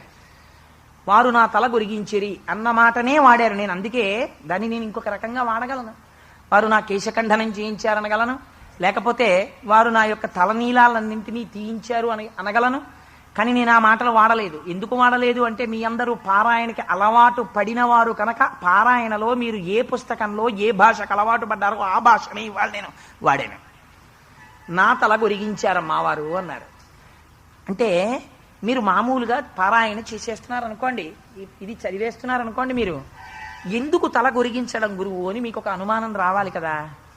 అదేమిటండి అంత నమ్ముకుని ఆయన చుట్టూ తిరిగితే తల గురిగించడం ఏమిటండి, తల వెంట్రుకలు ఎందుకు తీయించడం బాబా గారికి? మీకు అనుమానం రావద్దు. అనుమానం వస్తే కదా మీకు పారాయణ చేసింది నిజం. మీకు మనస్సులోకి వెడుతోందని ఏమిటి గుర్తు? దాని మీద మీకు నిజమైనటువంటి యథార్థమైనటువంటి నిజాయితీతో కూడిన అనుమానాలు రావాలి. అంటే అదే పనిగా నిపురవాళ్ళు వచ్చినట్టు అనుమానాలు వచ్చేయమని కాదు నా ఉద్దేశ్యం. కీలకమైన చోట్ల తల గొరిగించడము అంటే దాని ఉద్దేశ్యం మనందరం కూడా వెంకటాచలం వెడతాం, శ్రీశైలం వెడతాం, సింహాచలం వెడతాం, అన్నవరం వెడతాం. పెడితే ఏం చేస్తాం? తలనీలాలు ఇచ్చేసామంటాం. తలనీలాలు ఇచ్చేసామని చెప్పి ఏం చేస్తాం? వెళ్ళి టామ్ ష్యూరింగ్ షెడ్స్ అని ఉంటాయి, అంటే కళ్యాణ కట్ట, దాన్ని చవరశాల అనరు. మీరు చాలా జాగ్రత్తగా గుర్తుపెట్టుకోవాలి. చవరశాల వేరు, కళ్యాణ కట్ట వేరు. కొంతమంది అమాయకంగా కొన్ని ప్రశ్నలు వేస్తూ ఉంటారు, ఏమండి చీకటి పడ్డాక తలనీలాలు ఇవ్వచ్చా? అది తలనీలాలు ఇవ్వడానికి అదేం చవరశాల కాదు, అది క్షవరం చేయించుకోవడానికి అయితే నియమం ఉంది, నిజంగా క్షవరం చేయించుకోవడానికి నియమమే లేదు. అన్నం తినేసి మధ్యాహ్నం ఆఫీస్కి వస్తూ స్కూటర్ దిగి అక్కడికి వెళ్ళి తువ్వాలి కప్పుకుని షేవ్ చేయించుకొచ్చేస్తున్నారు. దానికి నియమం, ఎప్పుడు పడితే అప్పుడు అలా చేయించుకోకూడదు. అసలు ఇంకా నిజాయితీగా మాట్లాడితే ఆచారకాండ ప్రకారం వీడు క్షవరశాలకు వెళ్ళి చేయించుకోకూడదు, ఇంటికి క్షురకుడు వచ్చి చెయ్యాలి. అయితే మనం అంతరం పాటిస్తున్నావా అంటే అది వేరు మాట అనుకోండి. మహాప్రభు నేను దాని గురించి ప్రస్తావన చేయట్లేదు. ఇప్పుడు కళ్యాణకట్ట అంటే దాని పేరు క్షవరశాల అని పెట్టారా? నీకు చీకటి పడ్డాక చేయించుకుంటావా, శుక్రవారం చేయించుకుంటావా, మంగళవారం చేయించుకుంటావా, ఏకాదశి నాడు చేయించుకుంటావా, ద్వాదశి నాడు చేయించుకుంటావా? అయితే క్షవరానికి అయితే నియమాలు. దాని పేరు క్షవరశాల అని పెట్టినప్పుడు నీకెందుకు ఈ నియమాలు? అది కళ్యాణకట్ట. కళ్యాణకట్ట అంటే ఏమిటి దాని ఉద్దేశం అంటే, భగవంతుడు శరీరంలో ఇన్నుండగా ఏమీ వద్దని ఈ వెంట్రుకలు పుచ్చుకోవడం ఏమిటి? ఘంటసాల గారు అయితే ఓ అందమైనటువంటి మాట ఒకటి అన్నారు, మా సిగపాయ చేనుంది చిడుమడి చేసేవా నవ్యచిద్విలాస అన్నారు. ఇదేం సంతోషం అయ్యా, వెంట్రుకలు పీకేస్తూ ఉంటాం మేము వస్తే అన్నారు. ఎందుకు తలనీలాలు ఇచ్చేస్తూ ఉండడం? మనందరం వెంకటాచలం వెళ్ళి తలనీలాలు ఇస్తాం. ఒక కొడుకు తండ్రిని అడిగాడు అనుకోండి, నాన్నగారు ఎందుకండి తలనీలాలు ఇవ్వాలి, గోళ్ళు ఇవ్వకూడదా అని అడిగాడు అనుకోండి. కోసినప్పుడు నొప్పి లేనివి రెండున్నాయి శరీరంలో, గోరుంది, వెంట్రుకుంది. వెంట్రుకే ఎందుకు ఇవ్వాలి నాన్నగారు, గోళ్ళు ఇస్తాను అన్నాడు అనుకోండి ఒక కొడుకు. అంటే ఇప్పుడు తండ్రి చెప్పాలిగా జవాబు, లేదు నాన్న మనం వెంట్రుకలే ఇవ్వాలి అని చెప్పాలి. నాన్నగారు బోడిగుండు ఎందుకు చేయించుకోవడం, వెంట్రుకలు ఇవ్వాలన్నప్పుడు 3, 4 పీకి ఇవ్వకూడదా, అన్నీ ఎందుకు ఇవ్వాలి నాన్నగారు అని అడిగాడు అనుకోండి, చెప్పాలిగా తండ్రి. మరి ఎందుకు ఇస్తున్నావు తిరుపతి వెడితే తలనీలాలు? ఇదే వాళ్ళ గురువు గారు చేశారు. మీరు తిరుపతి వెళ్ళి మీ అందరూ తలనీలాలు ఇస్తున్నారు కాబట్టి మీ అందరికీ తెలిసి ఎందుకు ఇస్తారో నేను చెప్పక్కర్లేదు ప్రత్యేకంగా వేదిక మీద. అందుకే సాయిబాబా గారి గురువు గారు కూడా అడిగారు, కానీ నేను చెప్పాలని మీరు అనుకుంటున్నారా? నాకేం అభ్యంతరం లేదు, చెప్తాను. ఎందుకు ఇస్తున్నాం తలనీలాలు అంటే, మనకి అన్నిటికన్నా దేని మీద వ్యామోహం అంటే, మన వ్యామోహమునకు ప్రతీక తల వెంట్రుక. చొక్కాకి గుండీ పెట్టుకోకపోతే పర్వాలేదు, వాడు వచ్చేస్తాడు బజారులోకి. కానీ ఒక్కొక్కడికి ఎంత తాపత్రయమో చెప్పలేను.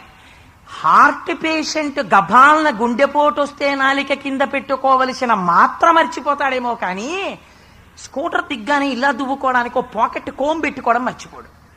ఎందుకు? అదొక్కదానికి ఎందుకు జేబులోది అంటే, నీ తాపత్రయం, నీ దేహమునకు సంబంధించిన అందమంతా దీని మీద ఉందని. అందుకే దీక్ష తీసుకుంటే మొదటి నియమం ఏం చెప్తారో తెలుసా అండి? కేశ సంస్కారం వదిలిపెట్టమంటారు. తల దువ్వుకోవడానికి వీల్లేదు. తల స్నానం చేసేసి విచ్చలవిడిగా జుట్టు పడిపోయి ఉండాలి. అంటే మరిచిపోయాడు, శరీరమునందు తాదాత్మ్యత లేదు, జుట్టు దువ్వుకోవాలన్న విషయం మరిచిపోయి ఉన్నాడు. ఎందుకు మరిచిపోయాడు అంటే, భగవంతుని యొక్క నిరంతర స్మరణ యందు జుట్టు దువ్వుకోవాలన్న విషయం కూడా జ్ఞాపకం రాలేదు. అందుకే దీక్షితుడు కనపడితే వెంటనే నమస్కారం చేస్తాడు, వారు దీక్షితుడండి అని. సరే, అందుచేత తలనీలాలు ఇచ్చేస్తున్నామంటే ఏమిటి గుర్తు? అహంకారమును విడిచిపెట్టేశాం. తల బుద్ధిస్థానం. ఈ తలని వంచడం చాలా కష్టం. ఇలా వంచడు. ఎందుకని వంచడు? నాకు తెలియకపోవడం ఏంటండి, నాకు అన్నీ తెలుసు, నేను పెద్ద మళ్ళీ వెళ్ళేదేమిటి ప్రసంగానికి, నేను వెళ్ళక్కర్లేదు, నేను ఇన్ని మాటలు పారాయణ చేశాను అనుకుంటున్నారు, నాకు అన్నీ తెలిసి నేను వినక్కర్లేదంటాడు. అసలు వినడానికే రాడు వాడు. ఒకవేళ వచ్చాడు అనుకోండి, వాడు బాబా గారి దగ్గర ఇలా వంచి నమస్కారం చేయడు, ఇలాగే చేస్తాడు. ఆయన ఇలా అడుగుతారు. ఎందుకు అడుగుతారంటే, బుద్ధిస్థానమైనటువంటి శిరస్సుని వంచితే మీ అహంకారాన్ని వంగినట్టు. తల నీలాలే తీసేశారనుకోండి, మీ అహంకారాన్ని ఆయన పాదముల యందు సమర్పణ చేసేసినట్టు. ఇప్పటిదాకా స్వామి నేను నేను నేనని ఇలా చూపించాను, ఇది కాదు. దీని లోపల ఉండి నిర్వర్తిస్తున్నటువంటి మంగళ స్వరూపుడవు నువ్వు. నువ్వు ఉండడం గొప్ప, నువ్వు చేయించడం గొప్ప. నేనన్న అహంకారమా గొప్ప? అహంకారం గొప్ప కాదు తండ్రి, నేను కాదు. నేను నీ పాదదాసుడను, నేను నీ కింకరుడను, నీ సేవకుడను. ఇన్ని మాటలు నాకు చెప్పడం చేత కాదు. అందుకని నా అహంకార పరిత్యాగం చేసేశారనడానికి గుర్తుగా నా తల నీలాలు సమర్పించేస్తున్నాను అని తల నీలాలు విడిచిపెట్టేస్తాడు. గురువు దగ్గర సమర్పించవలసినది కూడా అహంకార పరిత్యాగం చేయాలి.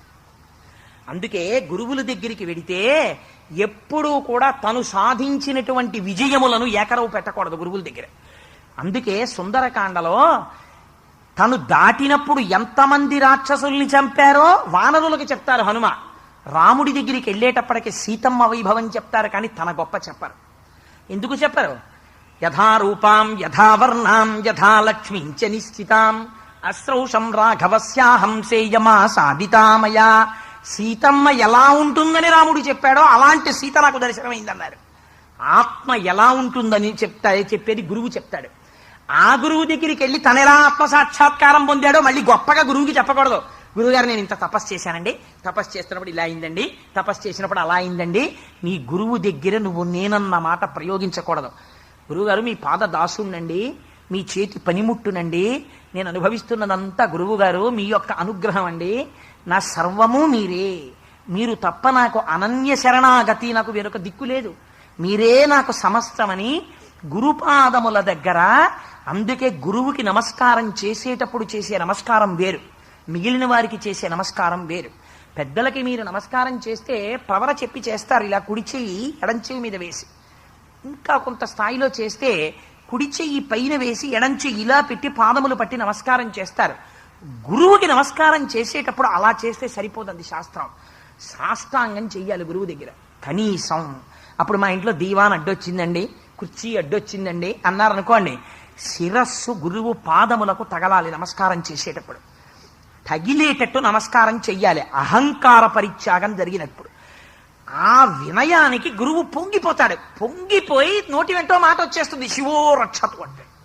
శివ నువ్వు రక్షించదవుగాక అంటాడంతే, రక్షింపబడతాడు వాడు. ఈ పారవస్యం గురువు పొందుతాడు. గురువు వేరొక దానికి లొంగడు. దేనికి లొంగుతాడు? కేవల శుశ్రూషకే లొంగుతాడు ఆయన. అందుకే రాముడు ఎలా లొంగాడు? సత్యేన లోకాన్ జయితి దీనేన్ దానేన రాఘవ గురువున్ శుశ్రూషయా ధనుషా యుధిశాత్రవాన్. మనకి చూపించాడు ఆయన. గురువుల్ని ఎలా వశం చేసుకున్నాడు రాముడు అంటే శుశ్రూష చేత అన్నాడు. అంచేత నేనేం చేశాను? నా గురువు నా జుత్తు గొరిగించారు అంటే నా అహంకారాన్ని నా గురువు తీసవతల పారేశారు. నా గురువు దగ్గర మొట్టమొదట వెళ్ళినప్పుడు నేను కూడా నా అంతటి వాణ్ణి, నేనేదో ఇంతటి వాణ్ణి, నేను అంతటి వాణ్ణి అనుకునేవాణ్ణి. నా గురువు ఒక్కొక్క మాట మాట్లాడుతుంటే ఆ మాటలు వింటుంటే అబ్బా ఏమి స్థాయిరా, ఎంత అజ్ఞానం రా, ఎంత అమాయకత్వం రా, నా అంత వాణ్ణి నేను అనుకున్నాను రా, నా స్థాయి ఏమిటో మహానుభావుడు చూపించాడు రా అని వారి ముందు నా అహంకారాన్ని పరిత్యజించి వారి పాదముల మీద పడిపోయాను. ఇప్పుడు తను తలనీలాలు తీసుకున్నారా? వారు తీశారా? వారు తీశారు.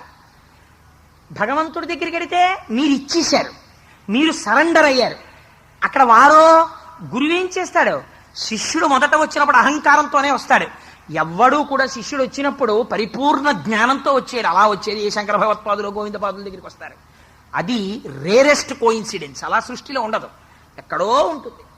అది అలా శిష్యుడు వచ్చినప్పుడు అహంకారంతో వస్తాడు. అంత బాబా గారు తన గురువు గురించి మాట్లాడితే నా గురువు నా తల గొరిగించారని చెప్పారు. నా గురువు నా అహంకారాన్ని తీశారు. ఇప్పుడు గురువుది గొప్ప, తనది గొప్ప? గురువుది గొప్ప. బాబాలో అహంకారాన్ని తీసిన వారు బాబా గురువు గారు.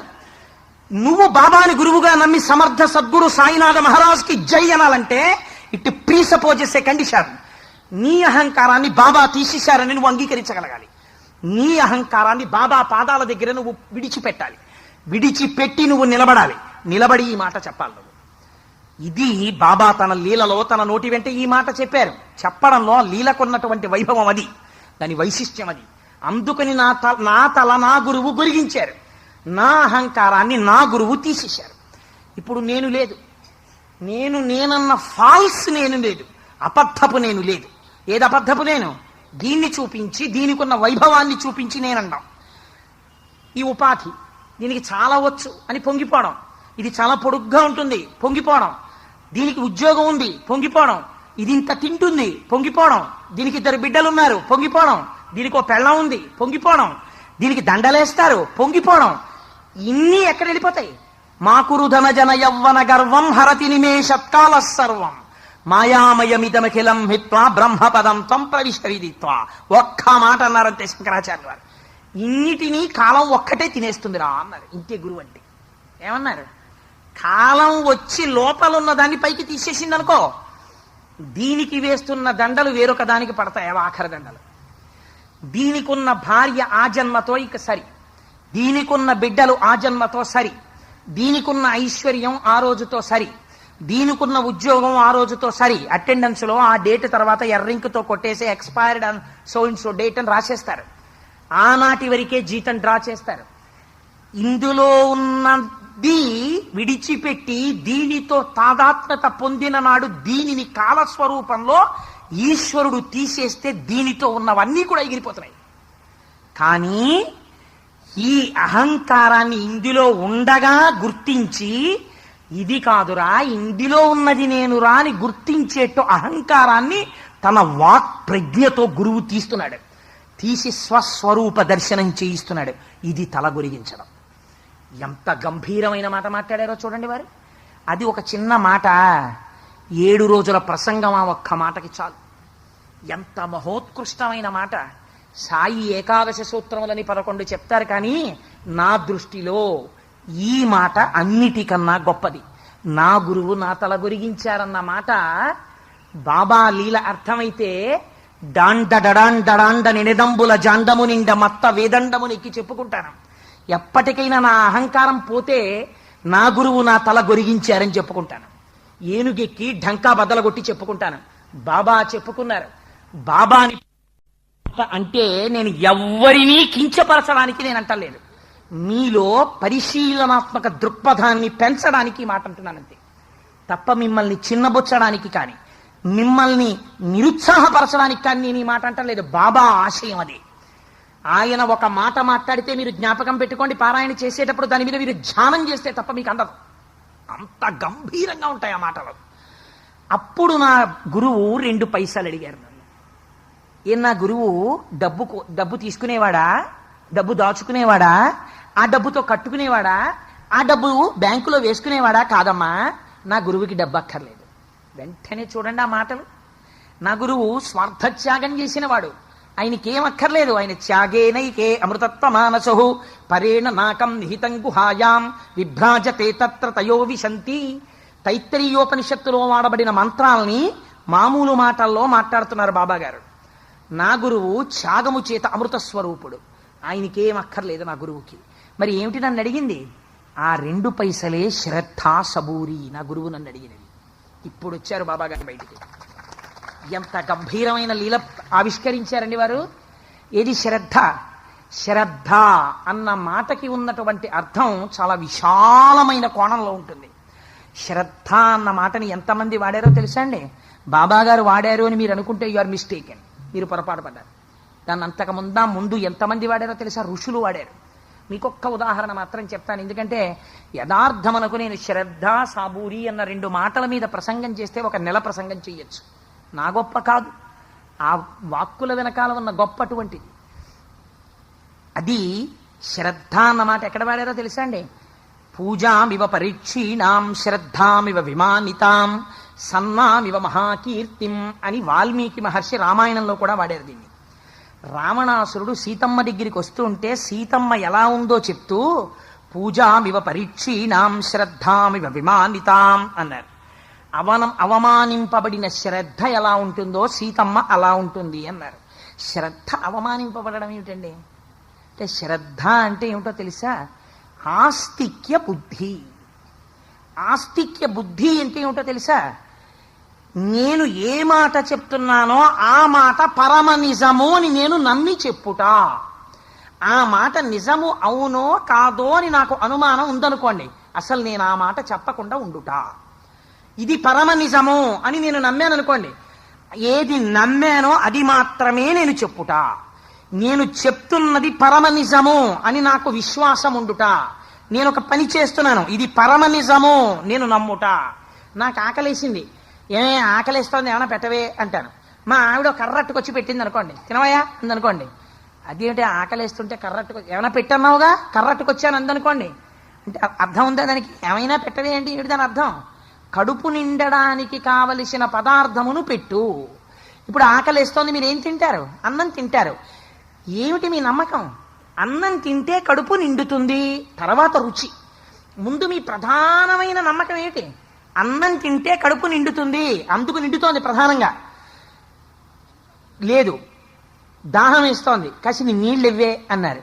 నీళ్లు తాగితే మీ కడుపు నిండుతుంది మీకు నమ్మకం, అందుకని మీరు నీళ్లే తాగుతున్నారు. నిప్పులు తాగకూడదా? నీళ్లు తాగితే కడుపు నిండుతాయింది మీకు పరమ నమ్మకము. మీ దగ్గరికి ఎవరైనా వచ్చి ఎవరైనా నీళ్లు తాగితే నిజంగా దాహం తీరుతుంది ఏంటండి అన్నాను అనుకోండి, పెచ్చాడా ఎర్రాడా ఏమిటా ప్రశ్నలు అంటారు మీరు. ఎందుకని? మీకున్న విశ్వాసము ముందు ఆ ప్రశ్న మీకు చాలా అసహ్యంగా కనపడుతుంది. నీళ్లు తాగితే దాహం తీరుతాయా ఏంటి? ఆ ప్రశ్నకి మీరు జవాబుని విడమరిచి, దాహము అనగా ఇది, దాహము తీరుటకు నీరు అనగా ఇది, ఆ నీటిని గుటక గుటకగా తాగుచుండగా లోపలికి వెళ్ళినటువంటి ప్రతి గుటక దాహమును ఇలా తీర్చను, ఇన్ని నీటి చేత ఇంత దాహము తీర్చను అని లా ఆఫ్ ప్రపోర్షన్స్తో మీరు ఏమైనా ప్రిన్సిపల్ ఆవిష్కరణ చేస్తారా? ఏం చెయ్యరు. దాహం తీరే వరకు నీళ్లు తాగుతాం అంతే. ఏమిటి దాని గురించి పెద్ద ప్రతిపాదన ఏమిటి, సిద్ధాంతం ఏమిట్రా? అసంగతం. అది ఏమిటి, దాని గురించి చర్చ ఏమిటంటారు. ఎందుకని అంటే అది లోకానుభవం. దానికి పెద్ద విశేషం ఏంటి అంటే మీ నమ్మకం. నాకు కొడుకుంటే బాగుండేదండి అంటాడు. అల్ల వాళ్ళ అబ్బాయి చూడలేదండి, మరి ఓ నమ్మకం. కొడుకుంటే చూస్తాడంతే, ఓ నమ్మకం. అందుకని కొడుకుంటే బాగుండండి. కూతుళ్ళుండి సంతోషంగా లేని వాళ్ళు లేరేంటి? కొడుకులు ఉన్న కన్నా కూతుళ్ళు ఉన్న వాళ్ళు సంతోషంగా ఉన్నవాళ్ళు ఉన్నారు ప్రపంచంలో. అయినా ఓ కొడుకుంటే బాగుండండి అని ఎందుకంటున్నాడు అంటే ఓ నమ్మకం. కొడుకుంటే వాడు మన దగ్గర ఉండేవాడు కదండి, కూతురుంటే వెళ్ళిపోతుంది కదండి. అల్లుడు కొడుకు కన్నా చూసిన వాళ్ళు ఉన్నారు ప్రపంచంలో, కానీ నమ్మడం. విశ్వాసం ఏమిటి? కొడుకుంటే తలకొరువు పెడతాడు, వాడి దగ్గర మనం ఉందాం. ఆయన దగ్గరికి మనం వెళ్ళడం కాదు, వాడు మన దగ్గర ఉంటారు, వాడి దగ్గర మనం ఉంటాం. ఓ నమ్మకం.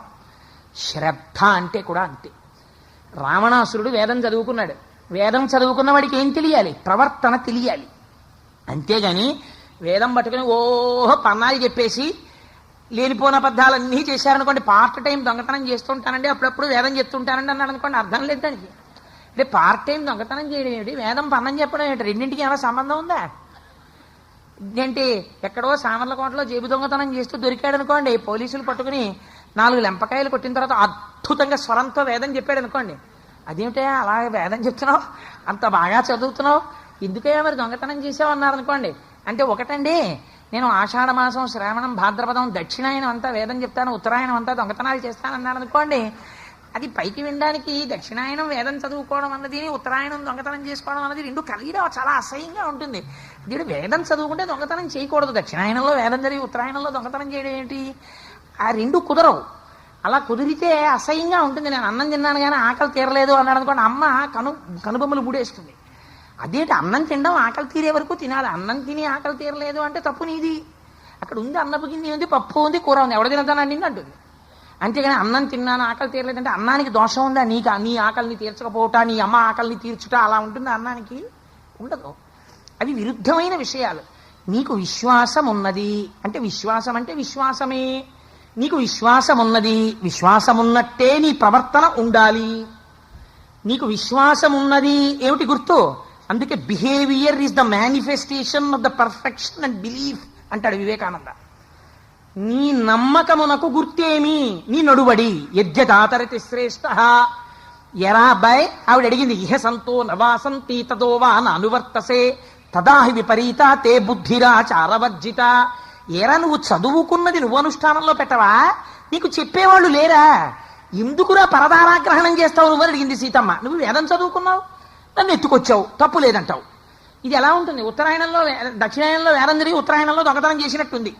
నువ్వేమో వేదం చదువుకున్నావు, గొప్ప తపస్సు చేశావు, బ్రహ్మగారిని సాక్షాత్కరింపజేసుకున్నావు, చతుర్ముఖ బ్రహ్మగారికి మునిమరవడివి, ఎత్తుకొచ్చింది సీతమ్మ తల్లిని.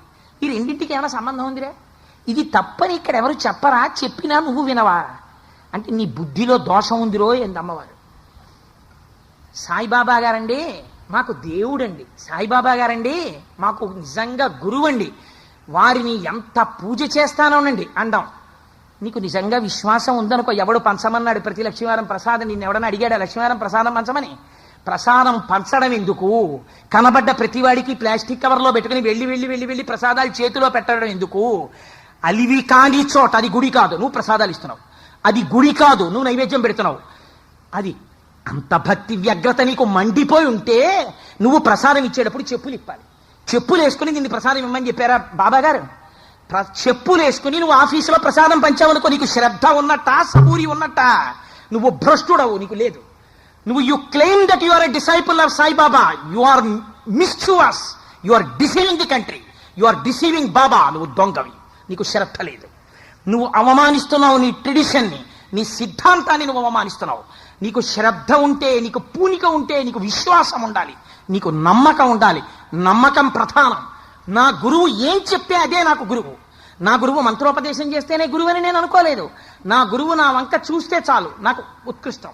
నా గురువు నన్ను పక్కన పడుకోబెట్టుకుంటే చాలు నా జన్మధన్యం, నా గురువు నాకు అన్నం తినమంటే చాలు నా జన్మధన్యం, నా గురువు నన్ను పడుకో అంటే చాలు నా జన్మధన్యం. తప్ప నా గురువు నన్ను ఏదో చేస్తే ఉద్ధరించాలని నేను అనలేదమ్మా. అది శ్రద్ధ, అది విశ్వాసం, అది పూనిక, అది నా నమ్మకం, అది నన్ను అడిగిన మొట్టమొదటి నాణ్యం. ఈ విశ్వాసం నువ్వు నిరంతరం ఉంచుకోవాలి. ఇవాళ కాదు, రేపు కాదు, ఎల్లుండి కాదు, ఎప్పుడు ఎడతెగక నా గురువు నన్ను ఉద్ధరిస్తాడు, సందేహం లేదు. అది ఒకనాడు ఆపద రావచ్చు. ఆపద వచ్చింది కాబట్టి నా గురువు లేడన్నమాట నీ నోటి వెంట రాకూడదు.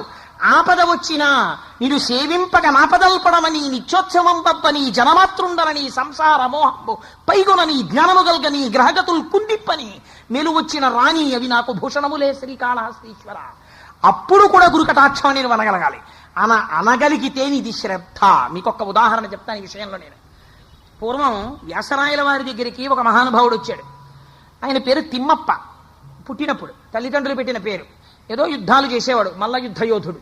ఆ తరువాత చెన్నకేశ్వర స్వామి వారి దర్శనం ఇస్తే భక్తుడుగా మారాడు.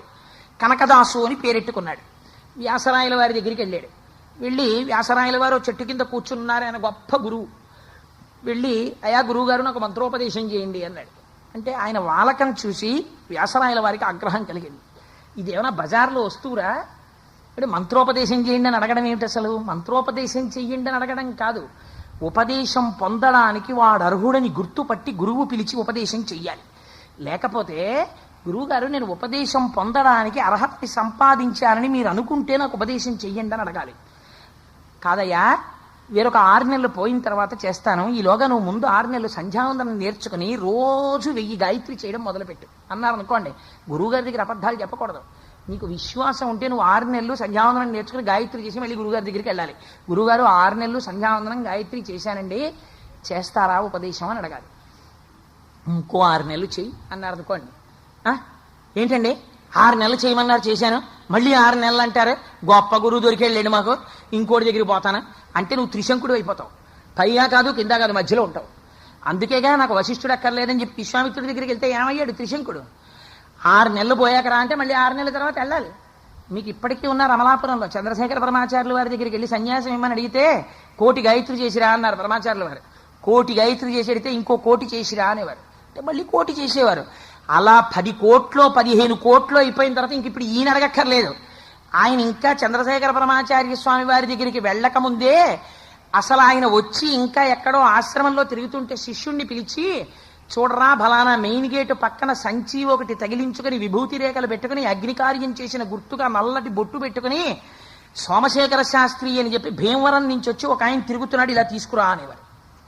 వీళ్ళు వెళ్ళి ఆ గేటు దగ్గరికి, అయ్యా సోమశేఖర శాస్త్రి గారు అంటే భీమవరం నుంచి వచ్చారట, ఎవరండి ఇక్కడ అని అడిగితే నేనండి అనేవారు. మిమ్మల్ని పరమాచార్యులు వారు పిలుస్తున్నారని తీసుకొస్తే, అబ్బాయి ఎల్లుండి నీకు ముహూర్తం నిర్ణయించాం, సన్యాసం ఇస్తున్నాం అనేవారు. ఇప్పుడు అడిగాడా? అడగల. ఆయన నిర్ణయించేవారు ఇవ్వడాన్ని, సన్యాసాన్ని, లేదు ఉపదేశాన్ని. అందుచేత అప్పటి వరకు నువ్వు శ్రద్ధతో ఆ విశ్వాసంతో ఉండాలి తప్ప ఇదేమన్నా బజార్లో వస్తువా, రూపాయి ఎట్టుకెళ్ళి పెన్సిల్ ఇవ్వండి, 2 రూపాయలు ఎట్టుకెళ్ళి రీఫిల్ ఇవ్వండి అన్నానికి. కనకదాస్ గారు వెళ్ళి అడిగారు వ్యాసరాయల వారిని, మీరు నిర్ణయించకూడదు వ్యాసరాయల వారు అదేంటంటే అలా అనొచ్చా అని. అలా అనొచ్చు గురువు, నాకు ఉపదేశం చేయమన్నారు. అంటే వ్యాసరాయల వారు అన్నారు, నీకు ఉపదేశం ఏమిట్రా అబ్బాయి, నీకు మంత్రోపదేశం చేయనా, నీకేమొచ్చు మంత్రోపదేశం చేయడానికి, అంగన్యాస కరన్యాసాలు ఏమొచ్చు నీకు ఉపదేశం చేయనని మనసులో అనుకుని, నీలాంటి వాడికి మంత్రోపదేశం ఏమిట్రా, నీకు దున్నపోతునామం ఉపదేశం చేస్తానని చేసుకో, దున్నపోతునామం అన్నారు. అంటే ఆయనకి విశ్వాసం. అమ్మ వ్యాసరాయల వారు నాకు ఉపదేశం చేశారా, దున్నపోతునామని చేసుకోమన్నారు నన్ను అనుకున్నాడు. గురువుగారు చాలా సంతోషం గురువుగారు, మరి నాకు సెలవా, నామం చేసుకుంటానైతే మంత్రం చేసుకుంటానన్నారు. మంత్రం అంటే మననాత్ త్రాయితే ఇది మంత్ర, గురువు దగ్గర మంత్రం పుచ్చుకుంటే మంత్రం చేయాలి రోజును, అంతేగాని ఎగ్గొట్టేసి కూర్చోమని కాదు, మంత్రానికి రుణపడిపోతారు. అందుకని చెప్పి ఆ మంత్రం చెయ్యాలి. అందుకని గురువుగారు అయితే మంత్రం చేసుకుంటానన్నారు. వ్యాసరాయల వారు నవ్వి అన్నారు, అయితే చేయరా అన్నారు. అంటే వెళ్ళిపోయారంతే. గురువుగారు నాకు ఉపదేశం చేశారు, ఎంత అదృష్టవంతుడు అనుకున్నాడు. చెట్టు కిందకి వెళ్ళాడు, కూర్చున్నాడు. దున్నపోతు దున్నపోతు దున్నపోతు దున్నపోతు అంటే, దున్నపోతుకి పెద్ద ఏముంది, అది పెద్ద కంటికి కనపడేదేగా, ఎప్పుడో ఎక్కడో అక్కడ చూసిందే. దాన్ని దృష్టిలో పెట్టుకుని అదే పనిగా దున్నపోతు దున్నపోతు దున్నపోతు దున్నపోతని ఓ చేసేస్తున్నాడు. ఇప్పుడు పెద్ద కలవరం బయలుదేరింది దేవతల్లో.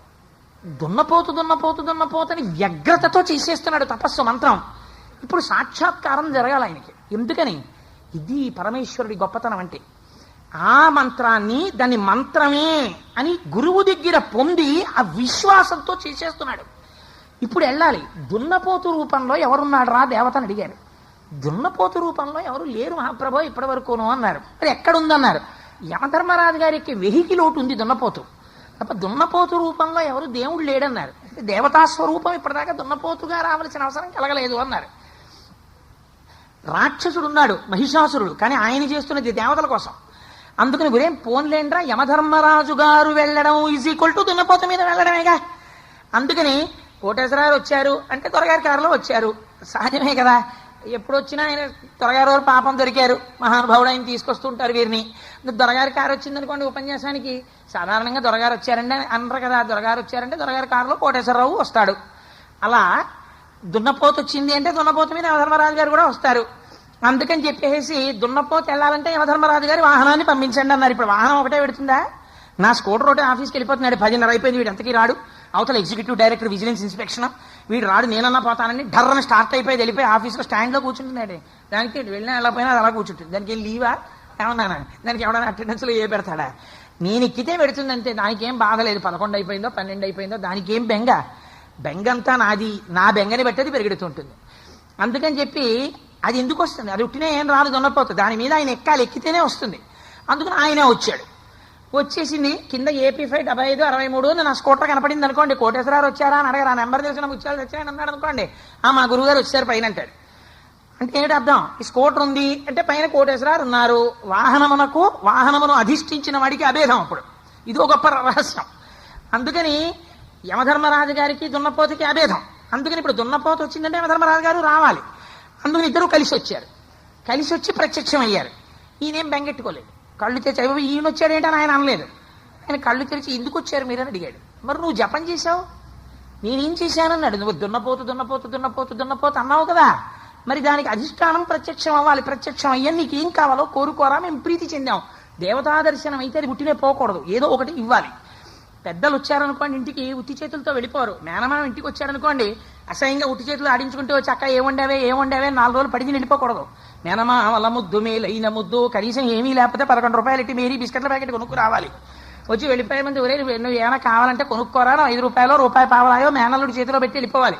అంతేగాని మేనమామ ఉట్టి చేతులతో ఇంటికి వస్తే అంతకన్నా అసహ్యం ప్రపంచంలో ఇంకోటి ఉండదు. అందుకే మన వాళ్ళు పూర్వం అందరినీ కూడా మామయ్య మామయ్య అని పిలిపించేవారు పిల్లల్ని, తండ్రి కొనవలసిన గొడవ ఉండదని. సరే అది వేరే విషయం అనుకోండి మహాప్రభు, నేను అలా అని అంటలేదు, ఒక హాస్యానికి అన్నాను. అంటే ఇప్పుడు ఎవరైనా మా పిల్లలు మామయ్య వరుసల వాళ్ళు ఉంటే వెంగెట్టుకోకండి, కోటేశ్వరరావు ఎందుకు చెప్పారనుకుని. సరే నేను ఎందుకు చెప్పానంటే ఆ దున్నపోతు నిజంగా వచ్చి యమధర్మరాజు గారు నిలబడ్డారు. నిలబడితే మరి ఎందుకు చేశావు అన్నారు. ఎందుకు చేశావంటే దానికి ఏం ప్రయోజనం లేదు, మా గురువుగారు చేయమన్నారు దున్నపోతు అని నా విశ్వాసం అంతే. మా గురువుగారు చేయమన్నారు చేశాను. మరి ఇప్పుడు ఏం చేయమంటావురా, ఏదైనా మేలు చేస్తాను, ఏం కావాలో అడుగన్నారు. నాకేం మేలు ఉంటుంది, నాకేం అక్కర్లేదు, నాకు అన్నీ నా గురువే. మా గురువు గారికి ఏమైనా కావాలంటే చేసి పెడతారు కానీ వస్తారా నాతో, మా గురువు గారికి చూపిస్తానన్నారు. వీడెక్కడ దొరికాడరా మాట్లాడితే సరే పదన్నారు. ఈయన వెళ్ళారు, వెనక ఆయన వచ్చారు. పాపం వ్యాసరాయల వారి దగ్గరికి వెళ్ళి ఓసారి గురువుగారిని చూడాలంటే శిష్యులు ఇదే మళ్ళీ వచ్చారని పంపించారు. గురువుగారు మీరు ఎంత గొప్ప మంత్రం ఇచ్చారండి, ఆ దున్నపోతు మంత్రం పఠించాను. దున్నపోతు యమధర్మరాజు గారు వచ్చారు, ఏమైనా కావాలా అని అడిగారు. అయితే నాకేం కావాలి, మా గురువు గారికి ఏమైనా కావాలంటే చూసి పెడతారు కానీ రమ్మన్నాను, వచ్చి బయట నించున్నారు, ఒకసారి పిలిచి మాట్లాడతారా అన్నారు. ఇప్పుడు వ్యాసరాయల వారు తెలబోయారు. అయ్యి బాబా ఇది వీడు నిజంగా ఇలా తెచ్చేసాడని అని తలుపులు తీసి చూస్తే నిజంగా యమధర్మరాజు గారు వచ్చేసారు దున్నపోతు మీద. మహాప్రభువుని నమస్కారం చేశారు. అలా కాదు, దర్శనం ఇచ్చిన తర్వాత మేము ఉట్టినే వెళ్ళిపోం, ఏదైనా కోరుకోండి చేసి పెడతామన్నారు.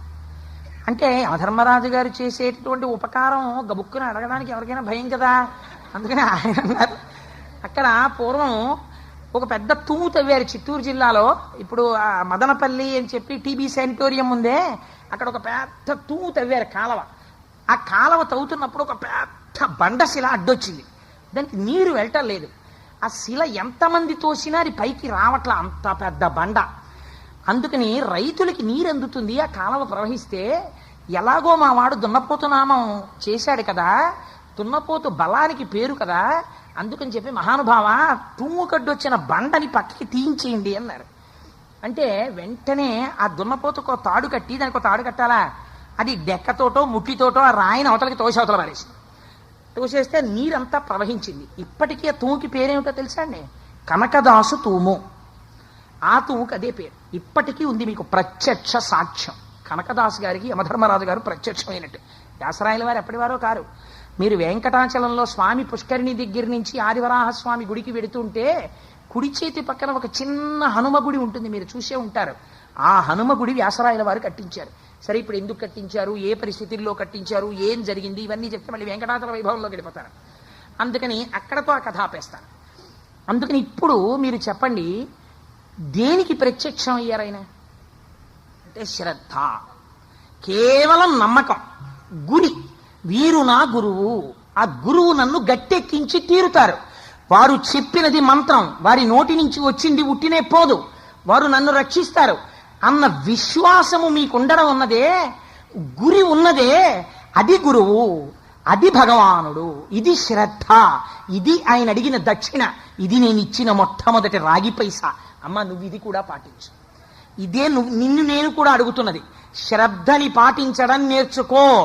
ఆనాడు రాధాబాయి దేశముఖుని అడ్డుపెట్టి సర్వ జగత్తుకి బాబా గారు చెప్పింది ఇదే. నీ విశ్వాసము నీకు రక్ష, సంశయాత్మ వినశ్యతి. కలడు కలండనెడు వాడు కలడో లేడో అన్నారనుకోండి, వాడు రాడు. ఉన్నాడు లావొక్కింతయు లేదు, ధైర్యము విలోలంబయ్యే, ప్రాణంబులా ఠావుల్ తప్పెను, మూర్ఛ వచ్చే తను ఉండసెన్, శ్రమం బయ్యడిన్, నీవే తప్ప ఇతప్పరం బెరుగ, మన్నింపందగుందిను నిన్, రావే ఈశ్వర కావవే వరద, సంరక్షింపు భద్రాత్మక అన్నారనుకోండి, వాడు పరిగెత్తుకొచ్చాడు. అందుకని విశ్వాసము, వాడు ఉన్నాడు అని పూనిక, నా గురువు సర్వసమర్థుడు అన్న నమ్మకం నీకుంటే నువ్వు ఉద్ధరింపబడతావు. ఈ నమ్మకం నీకు లేదనుకో, ఏదో పుచ్చుకున్నాం కానండి మంత్రం ఏమిటో. ఆ గురువు గురించి వాడు మొదట ఏం చెప్తాడో తెలుసా? మా గురువులండి ఆయన, నీకు బాబా గారు తన గురువు గురించి మాట్లాడినట్టు నువ్వు నీ గురువు గురించి మాట్లాడగలవా? తన గురువు గురించి బాబా ఇలా మాట్లాడిన తర్వాత నా గురువు నా తల గొరిగించారని చెప్పారు. చెప్పిన తర్వాత బాబా గురువు గురించి బాబా దగ్గర తక్కువ చేసి మీరు మాట్లాడగలరా? మీకొకరు ఉపదేశం చేస్తే, మీకొకరు దారి చూపిస్తే, మీకొకరు ఆధ్యాత్మిక ఉన్నతిని కల్పిస్తే, అటువంటి వారిని తక్కువ చేసి వేరొకరు మాట్లాడితే మీరు సహించలేకపోతే దెబ్బలాడమని శాస్త్రం చెప్పలేదు, ఆ ప్రాంతం నుంచి లేచి వెళ్ళిపోమని చెప్పింది. ఇక మరొకసారి నువ్వు ఆ నిందావాక్యమును వినకు అని చెప్పింది. నీ గురువుని నువ్వు ఇలా గౌరవించగలవా? నీ గురువు పట్ల నువ్వు ఇలాంటి గురి ప్రదర్శించగలవా? నీకు ఇటువంటి విశ్వాసం ఉందా? విశ్వాసము నీకుంటే నువ్వు రక్షింపబడతావు. మీకు ఒక ఉదాహరణ చెప్తాను. ఇదే లీలకి అనుసంధానం చేసుకోవాలి పారాయణం చేసేటప్పుడు. శ్యామ అని ఒక భక్తుడు ఉండేవాడు. ఆయన ఎప్పుడూ బాబా గారి వెంట తిరుగుతుండేవాడు. ఇందాక చెప్పానే, ఆవిడ వచ్చినప్పుడు మాట్లాడిన మొట్టమొదటి వ్యక్తి ఆ శ్యామ. ఒకానొకనాడు ఎక్కడో తిరుగుతున్నారు వారు, ఏదో పని మీద తిరుగుతుండగా వారు ఒక పాము కరిచింది. అది ఒక చిటికిని వేలు మీద కురిచింది. కుడిచేయ ఎడంచేయ అప్రస్తుతం, అది ఏ వేలైనా ఒకటే పాము కరిచినప్పుడు. ఆ పాము కరిచినప్పుడు ఆ పాము యొక్క విషం ఎక్కేస్తోంది ఒంట్లోకి. పాము కరిస్తే ఏమవుతుంది? ఫోన్లు ఎదురు ఏమవుతుంది దాని గురించి పెద్ద వర్రీ ఏమిటి? ఓ 10-15 రోజులు పోయిన తర్వాత దాని విషయం గురించి ఆలోచన చేద్దాం అనడానికి కుదురుతుందా? కుదరదు. పాము కరిస్తే మృత్యువు వైపుకి వెళ్ళిపోతాడు. అందుకని ఎవరికైనా భయమే. అందుకని పాము కరిచింది. కరిస్తే అప్పట్లో ఉన్నది ఏమిటంటే, షిరిడీ గ్రామంలో విఠోబా అని ఒక దేవాలయం ఉండేది. విఠోబా అంటే శ్రీ మహావిష్ణువు. అప్పట్లో ఏమిటంటే, ఎవరినైనా పాము కరిస్తే విఠోబా దేవాలయంలోకి తీసుకెళ్లి పడుకోబెట్టేవారు. బహుశా ఎవరైనా మంత్రం వేసేవారు కాదో మనకి తెలియదు, ఆ విషయాన్ని అక్కడ ప్రస్తావన చేయబడలేదు. కానీ విఠోబా దేవాలయంలో పడుకోబెట్టేవారు. అదొక విశ్వాసం. బహుశా అలా విశ్వాసం ఏర్పడింది అంటే మీరు ఒకటి గుర్తుపెట్టుకోండి, ఇతపూర్వం ఎవరికో అలా పడుకోబెడితే అక్కడ తగ్గి ఉండాలి, లేకపోతే ఒక సంప్రదాయం రాదు, ఒక విశ్వాసం ఏర్పడదు. మీరు తక్కువ చేసి మాట్లాడకూడదు దాన్ని. ఈ గుడికి వెడితే ట్రాన్స్ఫర్ అవుతుందండి అని ఒక గుడికి పేరు. ఎందుకు వస్తుంది? అనవసరంగా రాదు. చాలా మందికి అలా అయిందనమాట. అందుకని ఫలానా గుడికి వెడితే ట్రాన్స్ఫర్లు అవుతాయండి, ఆ దేవుడికి ట్రాన్స్ఫర్ల దేవుడిని పేరు. అంటే ఎక్కడో ఎవరికో చాలా మందికి జరిగింది, అందుకని అది అలా ప్రచారంలోకి వచ్చింది. ఫలానా గుడికి వెడితే పిల్లలు పుడతారండి, ఓ నమ్మకం. వెంకటేశ్వర స్వామి వారికి నిలువు దోపిడీ ఇస్తే ఎంత కష్టమైనా పోతుందండి, అందుకని ఆపదలో ఆవిడ నిలువు దోపిడీ ఇస్తానని మొక్కుకుంది. ఆ మొక్కు తీర్చుకుంది. ఇవన్నీ ఉత్తినే వస్తాయా అంటే, అంతకుముందు ఎవరో ఆ కష్టంలోంచి ఉద్ధరింపబడ్డారు, అందుకని అది సంప్రదాయం అవుతుంది. అందుకని ఈయన్ని కూడా ఏం చేస్తారు? ఆ మార్గంలోనే తీసుకెడతారు. మీరు ఒక లీలని గమనించేటప్పుడు ఈశ్వరుడి యందు పూనిక చేత కొంతమంది అలా రక్షింపబడ్డారన్నమాట, విఠోబా చేత. అందుకని ఆ విఠోబా ఆలయానికి తీసుకెళ్లబోయారు శ్యామాని. ఈయనన్నాడు, చచ్చిపోయే ముందు ఇది మీరు జ్ఞాపకం పెట్టుకోవలసిన అంశం. అది మొత్తం అంతా కలిపి ఉంటుందో పారాగ్రాఫ్ అంతకన్నా ఉండదు వాక్యాలు, కానీ దాని వెనక చాలా గొప్ప విషయం ఉంది. ఇప్పుడు శ్యామ ఏ స్థితిలో ఉన్నాడు? జీవన్మృత్యువుల మధ్యలో కొట్టుమిట్టాడుతున్నాడు. పాము విషం ప్రతి క్షణం పైకెక్కేస్తోంది. So he cannot take a chance. ఇప్పుడు కొత్త ప్రయోగం చేయడానికి ఆయన ఇష్టపడడం. ఇంతకు ముందు అందరూ ఆ ఊళ్ళో ఎక్కడికి వెళ్ళేవారు? విఠోబా దేవాలయానికి వెళ్ళేవారు. నన్ను విఠోబా దేవాలయానికి తీసుకెళ్ళకండి, నన్ను ఇంకో చోటికి తీసుకెళ్ళండి అని ఆ సమయంలో ఎవరైనా అంటారా? అంతకన్నా ఇంకో మార్గం ఉందా? ఆ ఊళ్ళో ఇంకో మార్గం లేదు. విఠోబా దేవాలయానికి తీసుకెళ్లి పడుకోబెడతారు అంతే. పాము కరిస్తే ఆ స్వామి అనుగ్రహిస్తే పాము విషం ఉన్నా కూడా వాడు రక్షింపబడతాడు. అందుచేత ఆలయానికి తీసుకెడుతున్నారు వాళ్ళు. తీసుకెడుతుంటే శ్యామ అన్నారు, నన్ను విఠోబా దేవాలయానికి తీసుకెళ్ళద్దు, నన్ను మసీదుకి తీసుకెళ్ళండి. అక్కడ షిరిడి సాయినాథుడు ఉన్నాడు బాబా. ఆ బాబా నాకు ఆయన విఠోబా, నాకు విఠోబా అని ఇంకొకరు లేరు. నాకు బాబాయే విఠోబా, బాబాయే శివుడు, బాబాయే సర్వం, సమస్త దేవతలు బాబా, బాబాయే నాకు దేవుడు, బాబాయే నాకు గురువు, బాబాయే నాకు అన్ని, అందుకని నన్ను అక్కడికి తీసుకెళ్ళండి అన్నాడు. అంటే ఇప్పుడు మీరు చాలా జాగ్రత్తగా గమనించాలి. దీన్ని సర్వస్య శరణాగతి అంటారు. ఇంకా ఆ క్షణంలో వేరొక మార్గం ఏం లేదు. ఇది పూనిక, ఇది విశ్వాసం. ఇంతకు ముందు విశ్వాసం ఒకటి, విఠోబా దేవాలయానికి వెడితే రక్షింపబడతాడు, అది తప్పు కాదు, లేకపోతే రాదు విశ్వాసం. వేరొకరు వెళ్లకుండా ఉండాలి అని మీరు అనకూడదు, వెళ్ళొచ్చు ఇంకొకరు.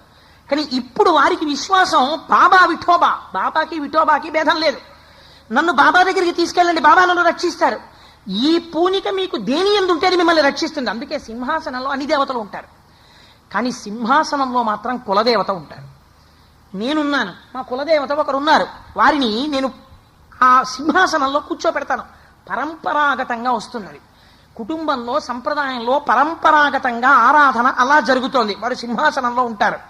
కానీ అన్య దేవతా తిరస్కారం చేయకూడదు. నేను ఒక దేవతా స్వరూపాన్ని పూజ చేస్తున్నానని ఇంకొక దేవతని పట్టుకుని అబ్బే ఆ దేవతని పూజ చేయకండి అని ఉట్టిదండి, ఆయనేం గొప్ప, మావాడు గొప్ప, ఇలా తొడలు కొట్టకూడదు, తప్పది.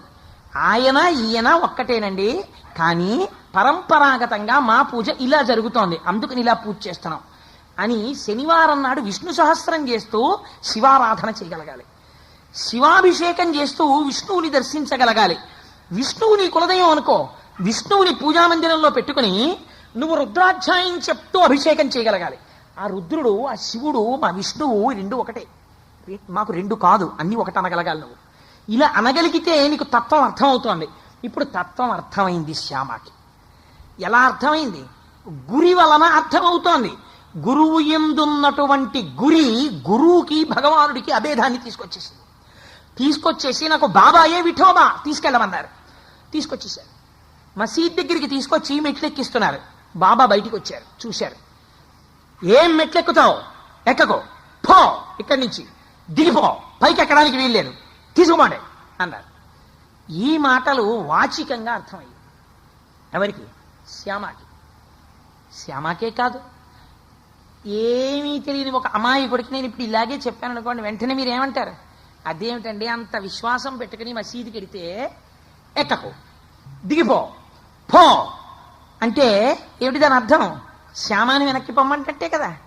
ఇంతకాలం సేవ చేయించుకుని చిట్ట చివర నమ్ముకుని చచ్చిపోయే ముందు ఈయనే రక్షకుడని నమ్మి నమ్మకం పెట్టుకుని వస్తే ఇదే ఆయన చెప్పే మాట. లేకపోతే ఓ మాట చెప్పాలి, ఒరే నీ దురితం అంతే, నీ కర్మ అలా ఉంది, నిన్నెవరు ఉద్ధరించలేరు ఇప్పుడు, అందుకని ఈశ్వరనామని చెప్పుకో అని అయినా అనాలి. అంతేగాని ఎక్కకో, దిగిపో, పో అనొచ్చా? అది ఎంత చాలా అసభ్యకరమైనటువంటి మాట. మరి బాబా ఎందుకన్నారు ఈ మాట అని మనకి అనుమానం వస్తుంది వెంటనే. కానీ చిత్రం ఏమంటే, మనం ఎలా బాధపడ్డామో శ్యామ కూడా అలా బాధపడ్డారు అని మీరు చెప్పినప్పుడే మీరు యథార్థం చెప్తున్నట్టు. శ్యామ కూడా బాధపడ్డారు. బాధపడి మెట్లు దింపేస్తున్నారు. ఆయన దింపేస్తుంటే ఆ పక్కనున్న వేరొకరిని పిలిచి చెప్పారు, ఏమీ బెంగ పెట్టుకోక్కర్లేదు శ్యామ, ఇంటికి వెళ్ళమనండి, కావలసింది తినమనండి, హాయిగా తిరగమనండి, కానీ పడుకోవద్దని చెప్పండి అన్నారు. ఇది గమ్మత్తు. ఆయన ఎవరిని ఉద్దేశించి అన్నారు? మీకు నేను నిన్నటి రోజునే మీకు ఒక మాట విజ్ఞాపన చేశాను.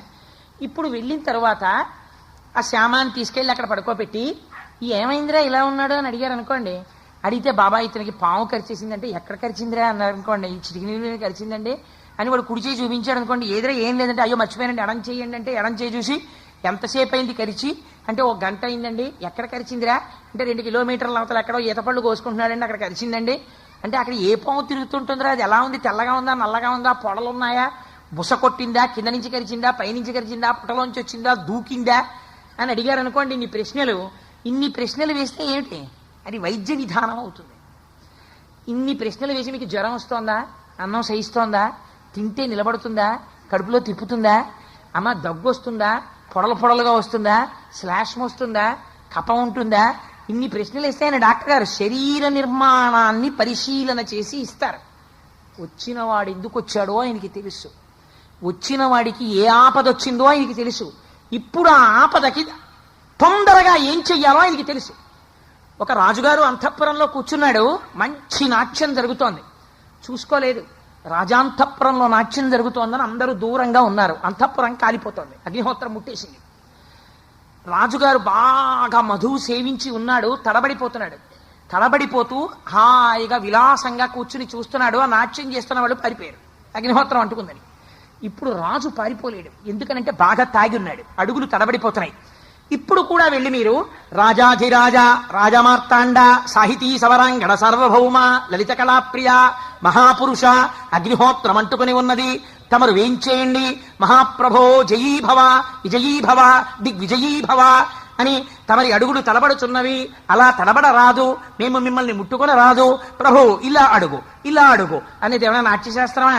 మీ ప్రభువుని మీరు దక్కించుకోవాలంటే గభాలను వెళ్ళి చంకల కింద చెయ్యేసి ఎత్తుకొచ్చేస్తారంతే. కానీ ఇలా లాగి బుద్ధున్నవాడైతే చేతిలో పెడతాడు ఓ హారం, ఒరే బలి లాక్కొచ్చేసేవరా, లేకపోతే తాగి ఉన్నాను కాలిపోతున్నట్టాడు. ఇప్పుడు అవతల వాడికి ఉపద్రవం వచ్చేసింది, పాము విషం తలకెక్కేస్తోంది, హృదయస్థానం దాకా వచ్చేసింది అనుకోండి, మరణిస్తాడు. బాబా రక్షిస్తారని నమ్మకం పెట్టుకుని వచ్చాడు, పూనిక శ్రద్ధ అంత స్థాయిలో ఉంది. ఇప్పుడు కావలసింది రాచమర్యాదలు కాదు, ఎంత విశ్వాసం శ్యామ, అందరూ విఠోబా దేవాలయానికి ఎడుతుంటే నువ్వు నా దగ్గరికి వచ్చావా, నువ్వు రా శిష్యుడు అంటే చూడరా నిన్ను ఎలా చేస్తానో అని ఇన్ని మాటలు మాట్లాడతారా? పో, దిగిపో, ఎక్కకో. ఎవరిని? పాము విషాన్ని. ఇప్పుడు అది మంత్రమే. ఎందుకని? సర్వావస్థ వివర్జిత. మళ్ళీ చెప్తున్నాను, ఇప్పుడు ఆయన ఆత్మతో తాదాత్మ్యత చెంది ఉన్నవాడు, పరబ్రహ్మస్వరూపుడై ఉన్నాడు. వారి నోటి వెంట ఏది వస్తుందో అది శాస్త్రమై కూర్చుంటుంది. అందుచేత దిగిపో, కిందకి దిగిపో, పో, ఆ విషం విడిచిపెట్టి వెళ్ళిపోవాలి, దిగు కిందకి. శాసనం చేశారు, కిందకి దిగుతోంది. కానీ ఒక రహస్యం ఉంది, శరీరమే. ఆయన నిద్ర గాని పోయాడు అనుకోండి, నిద్రపోతే నిద్రలో మళ్ళీ ఇదే కల కానీ ఏదైనా వచ్చిందనుకోండి, ఉద్వేగం వస్తుంది. ఉద్వేగం వస్తే ఉద్వేగము చేత రక్త ప్రసరణం వేగాన్ని అందుకుంటుంది. వేగాన్ని అందుకున్నప్పుడు మనస్సు గురువాక్యమునందు రమించే అవకాశం ఉండదు. నిద్రలో ఉన్నాడు, అజ్ఞాన స్థితిలో ఉన్నాడు, ఆయన ఏం తురియావస్థితి అలవాటు పడిన వాడు కాదు. శ్యామ పూనిక ఒక్కటి ఉన్న శిష్యుడంతే. అందుకని ఈ స్థాయిలో తను నిద్రపోవడానికి వీల్లేదు. విశ్వాసం ఏదుందో అవిశ్వాసంతోనే నిలబడాలి. అందుకని నిద్రపోవద్దని చెప్పండి. నిద్రపోతే ఏమరపాటు వస్తుంది, బుద్ధి వైక్లభ్యాన్ని పొందుతుంది, ఇంద్రియాలు మనస్సు ఆత్మనందు రమించిపోతాయి, అజ్ఞానంతో ఉండిపోతాడు, సుషుప్తిని అర్థం చేసుకోలేడు, బాబాగారిలా సాక్షిగా ఉండలేడు. అందుకని నిద్రపోవడానికి వీల్లేదు. నిద్రపోకుండా కావలసింది తిరగమనండి. తిన్నా తిరిగినా ఏ బాధ లేదు, నిద్ర మాత్రం పోకూడదు. ఈ మాటలు విన్నాడు, ఉపశాంతి పొందాడు, ఇంటికి వెళ్ళాడు, సంతోషంగా కూర్చున్నాడు, తిరిగాడు, తగ్గిపోయింది విషయం. ఇప్పుడు అర్థమైంది బాబా ఎవరిని ఉద్దేశించి అన్నారు, దిగిపో, ఎక్కకు, పో అన్న మాట ఎవరిని ఉద్దేశించి అన్నారు? శ్యామాను ఉద్దేశించి అన్నారా? శ్యామా శరీరంలో ఎక్కుతున్న పాము విషాన్ని ఉద్దేశించి అన్నారా? వైద్యుడిగా అన్నారా? ఆత్మస్థాయిలో ఉన్న వ్యక్తిగా అన్నారా? మంత్రం చెప్పారా? ఆత్మస్థితిగతుడైనటువంటి పరబ్రహ్మస్వరూపంతో తాదాత్మత పొందిన గురువు నోటి వెంట వచ్చిన శాసనమునకు ప్రకృతి వశమవుతున్నటువంటి స్థితిని ఆవిష్కరించారా? ఇంత గొప్ప స్థితిని ఆయన ఎందుకు ప్రకటించాలి? శిష్యుడికి తన పట్ల ఉన్న గురి. శ్యామా శిష్యుడే, ఎందుకని? ఆయనకి బాబా పట్ల ఉన్న గురి చేత గురువు అయిపోయారు బాబా. శ్యామా శిష్యుడైపోయాడు, ఇప్పుడు గురువుగా రక్షించేశారంతే. ఇది ఒక గురువు శిష్యుణ్ణి రక్షించడానికి ఉండేటటువంటి ప్రాతిపదిక. తన యందు శిష్యుడికి ఉన్న విశ్వాసము రక్షింపచేసింది. ఇది శ్రద్ధ. నా గురువు నన్ను అడిగిన మొదటి నాణ్యము. ఇది నేను ఒక లీలతో అనుసంధానం చేశాను. కానీ యథార్థమునకు ఆ విశ్వాసం అంటే ఏమిటో, విశ్వాసంలో వైక్లభ్యాలు ఎలా వస్తాయో, శ్రద్ధ సాబూరితో ఎలా కలవాలో, ఈ పక్కనే సాబూరి అని ఒక మాట వాడారు.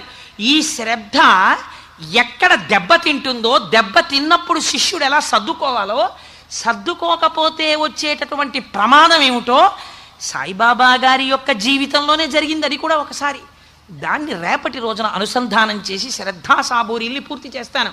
నా ప్రారంధం ఏమిటంటే 2 గంటలు మాట్లాడినా నేను ఈ లీల పూర్తి చేయలేకపోయాను. ఇవాళ ఆ ఉపదేశం శ్రద్ధా సాబూరి పూర్తి చేద్దాం అనుకున్నాను, కానీ అసలు ఇంకా నేను శ్రద్ధ మొదలు పెట్టానంతే. అయితే నేను అనుకుంటున్నాను 7 రోజుల్లో నేను ఇంత చెప్తేనే చెప్పినట్ట. ఏకైకమక్షరం ప్రోక్తం మహాపాతక నాశనం.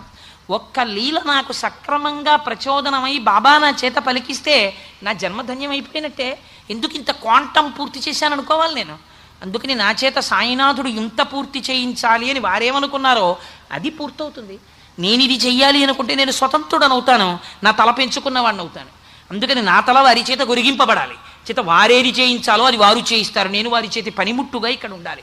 అంతేగాని మైకు నేను చెప్పిన దానికన్నా ఎక్కువ చెప్పాలని మైక్ అనుకోదుగా, నేనేం చెప్తే అది చెప్తుంది. నేను వారి చేతిలో మైకు లాంటి వాడిని. అందుకని ఎంత పలికిస్తారో అంత పలుకుతానంతే, నాకెందుకు ఉద్వేగం.